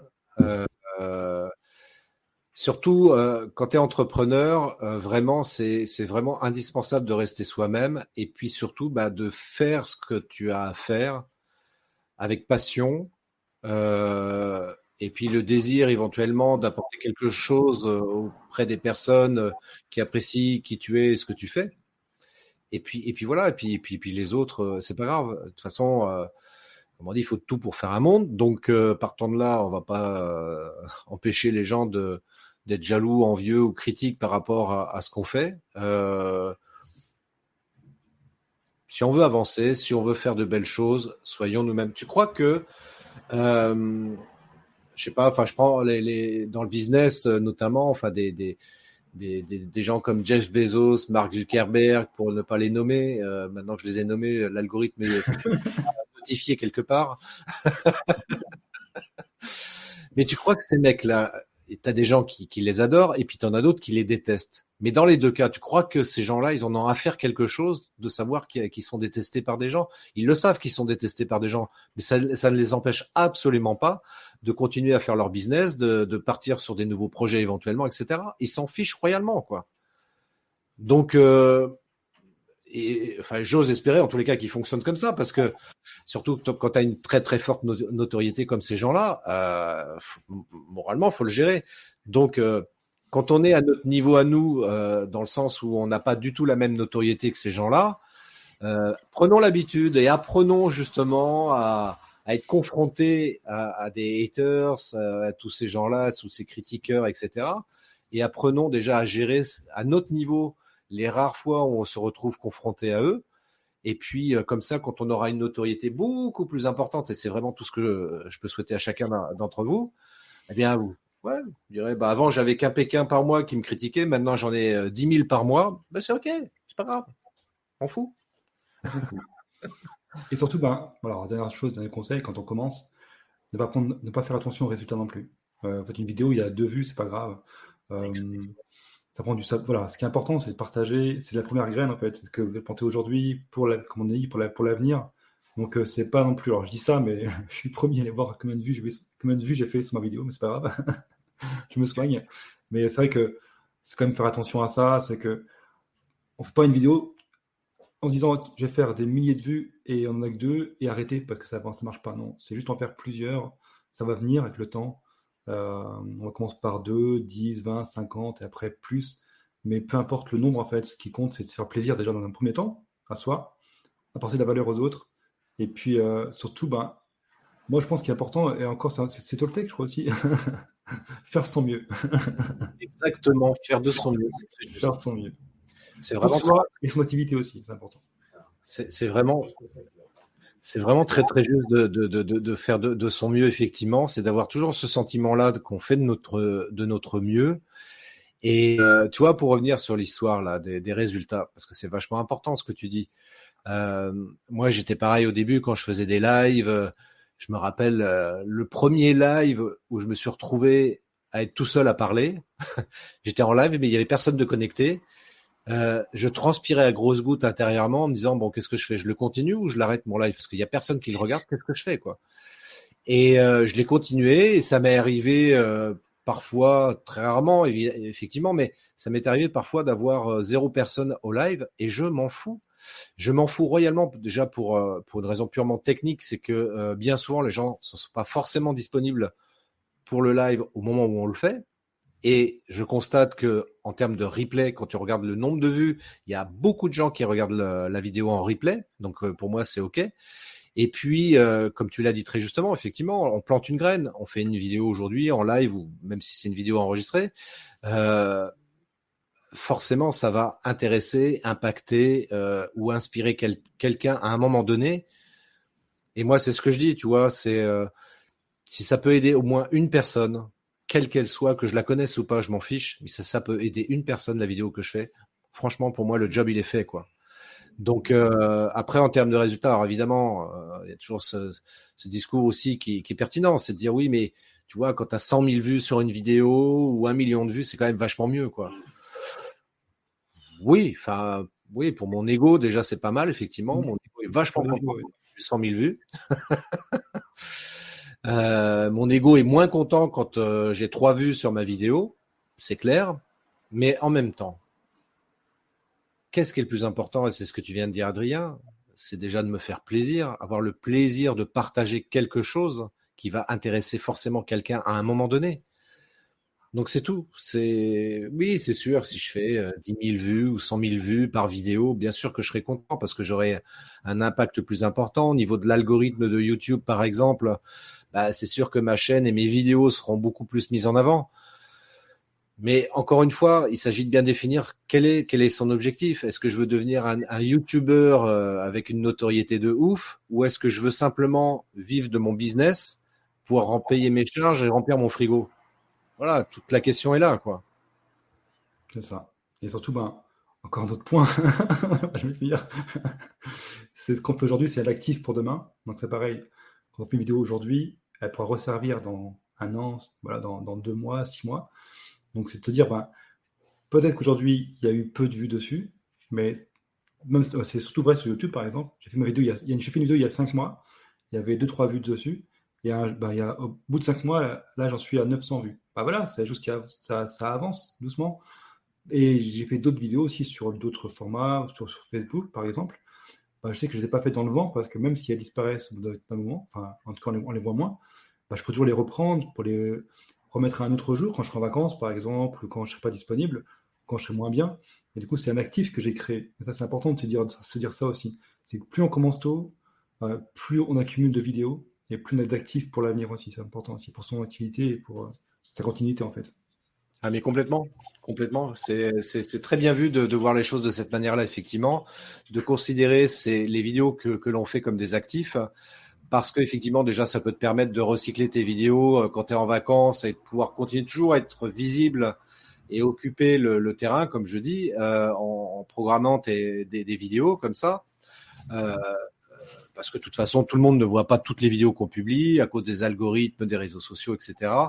Donc voilà, on a toujours du contenu, on a toujours cet actif-là. Et puis aussi, ce qui est vachement bien, c'est que ça peut servir aussi dans ton business. Tu vois, tu rencontres quelqu'un, tiens, j'ai tel problème. Ah attends, bouge pas, j'avais fait une vidéo là-dessus, tiens, je t'envoie le lien. Tu vois, tu as toujours quelque chose comme ça te donne toujours comme ça de la matière à partager pour aider quelqu'un qui peut avoir une problématique spécifique. Hein. C'est certain. Bon, Christophe. Bon, allez, pas tout ça, parce que ça fait 1h40 qu'on est en ligne. Pas de mon record de live. Hein. Bravo. Alors, soit tu as un dernier conseil à donner aux générateurs qui veulent commencer demain, pourquoi pas, à se filmer et à faire leur première vidéo. Et ensuite, le passage que toi, tu proposes aujourd'hui, comment on peut travailler avec toi et où on te trouve, et voilà, tout ça. Alors, un conseil que je peux donner comme ça tout de suite maintenant, c'est d'oser faire des vidéos, même si c'est imparfait, c'est ce que je dis. Hein. Il est préférable d'effectuer une action imparfaite plutôt que de chercher à faire une parfaite inaction. Donc ça, c'est règle de base, oser faire des vidéos. Parce qu'encore une fois, la vidéo, c'est la vie. Et puis, si vous souhaitez en savoir plus, alors ce qui est très bien, j'ai pas mal de choses, mais allez faire un tour sur mon site christophetrain.fr. J'ai des ressources offertes, j'ai des e-books, j'ai une masterclass sur laquelle vous pouvez accéder aussi gratuitement. J'ai une formation de 30 minutes aussi pour vous expliquer rapidement quels sont les points importants à connaître en vidéo. J'ai différentes ressources comme ça qui sont offertes. Et puis, si vous voulez avoir quelque chose de plus personnalisé, avoir un vrai accompagnement, donc soit au travers d'une formation que je peux proposer en distanciel ou en présentiel, ou les deux, si vous avez envie vraiment de vous faire plaisir. Et puis aussi un accompagnement sur une plus longue durée. Voilà, par exemple sur 3 mois. Voilà, je peux vous accompagner et on va travailler chaque semaine ensemble. Sur un point précis que vous souhaitez résoudre ou faire évoluer dans le bon sens. Et puis si vraiment tout ça, ça vous embête, la vidéo, que vous voulez déléguer, je suis à votre disposition aussi pour faire le travail à votre place. Bah oui, on n'y pense pas à chaque fois, on ne pense pas forcément, mais oui, c'est vrai. Et oui, tu vois, régulièrement, tu vois, dernièrement, là, j'ai un organisme de formation qui ont fait appel à moi justement pour les aider à travailler les modules, les tutos de vidéos de formation pour leur formation en ligne. Là, je vais travailler aussi pour quelqu'un qui veut que je l'aide à travailler au niveau du montage là sur ces tutos aussi. Enfin, tu vois, je fais pas mal de choses aussi pour ceux qui le souhaitent. Donc, parce que c'est vrai que la délégation, parfois, c'est utile. Ça peut servir. Voilà, si on n'a pas envie de s'embêter et qu'on préfère se consacrer et prendre du temps sur ce qu'on appelle notre zone de génie, voilà, délégation, ça peut être pas mal. Mais ça peut être bien aussi de savoir comment ça marche aussi un peu la vidéo. C'est vrai, ça peut être utile, très utile. Absolument. Il ne faut pas oublier non plus le livre. Alors, comment on peut se procurer ce livre, ce magnifique livre? Voilà, le livre. En vente depuis christophetrain.fr. Vous avez le lien qui apparaissait là il y a 2 minutes. Ça bug. Et alors, pour les membres du groupe, de ce groupe Facebook, Adrien anime magnifiquement bien. Je vous envoie le livre dédicacé. Alors là, il ne faut pas hésiter. Hein. Alors là, pour le coup, voilà. Vous me contactez moi ou Christophe directement en message privé et on vous enverra le livre dédicacé. Alors là, c'est juste magnifique. Merci Christophe. Avec plaisir. Alors surtout moi, c'est de ma patte à moi, je vous recommande vraiment, et c'est pour ça que j'ai invité Christophe, si vous avez la moindre question sur tout ce qui est marketing vidéo, si vous êtes accompagné, c'est vers Christophe qu'il faut aller, très sincèrement. Je gagne pas un centime. Je dis tout de suite. Il n'y a pas de lien d'affiliation là-dessus. Ouais. Oh non, je n'ai pas besoin. Je crois tellement en ce que Christophe fait que vraiment c'est avec envie que je partage ça. Donc il n'y a pas besoin de rétribution particulière. Donc vraiment, allez vers Christophe pour ça, en tout cas pour cette partie-là qui est très importante. Procurez-vous le livre, donc contactez-le directement pour avoir le livre. En plus là, pour le groupe, dédicacé. C'est super. Vous trouverez tous les liens de Christophe en description de la vidéo. Si vous avez la moindre question, vous pouvez la mettre aussi en commentaire. Je les transférerai à Christophe directement. En plus, Christophe est membre du groupe. Donc, du coup, il pourra vous répondre aussi en direct. Pour ceux qui sont sur YouTube, n'hésitez pas à venir dans le groupe. Pareil, le lien sera dans la description de la vidéo. Il y a juste 3 questions à répondre et vous intégrez un super groupe. Des experts inarrêtables. Pour moi, Christophe, est-ce que tu as un dernier mot à dire à nos... Ouais, j'ai un dernier mot. Souvenez-vous, la vidéo, c'est la vie. Et moi, un dernier mot aussi. Surtout, n'oubliez jamais, vous êtes inarrêtables. À bientôt. Ciao, ciao. Ciao. Merci d'avoir écouté cet épisode de podcast des Néo-Vidéo Marketeurs. Si tu as une question ou un commentaire, contacte-moi directement sur christophetrain.fr. Je me ferai un plaisir de te répondre rapidement. Et si tu m'écoutes via Apple Podcast, n'hésite pas également à me laisser un avis 5 étoiles et un commentaire. Ça me fera plaisir. Je te souhaite une très très belle journée et je te donne rendez-vous pour un nouvel épisode très très bientôt. Ciao!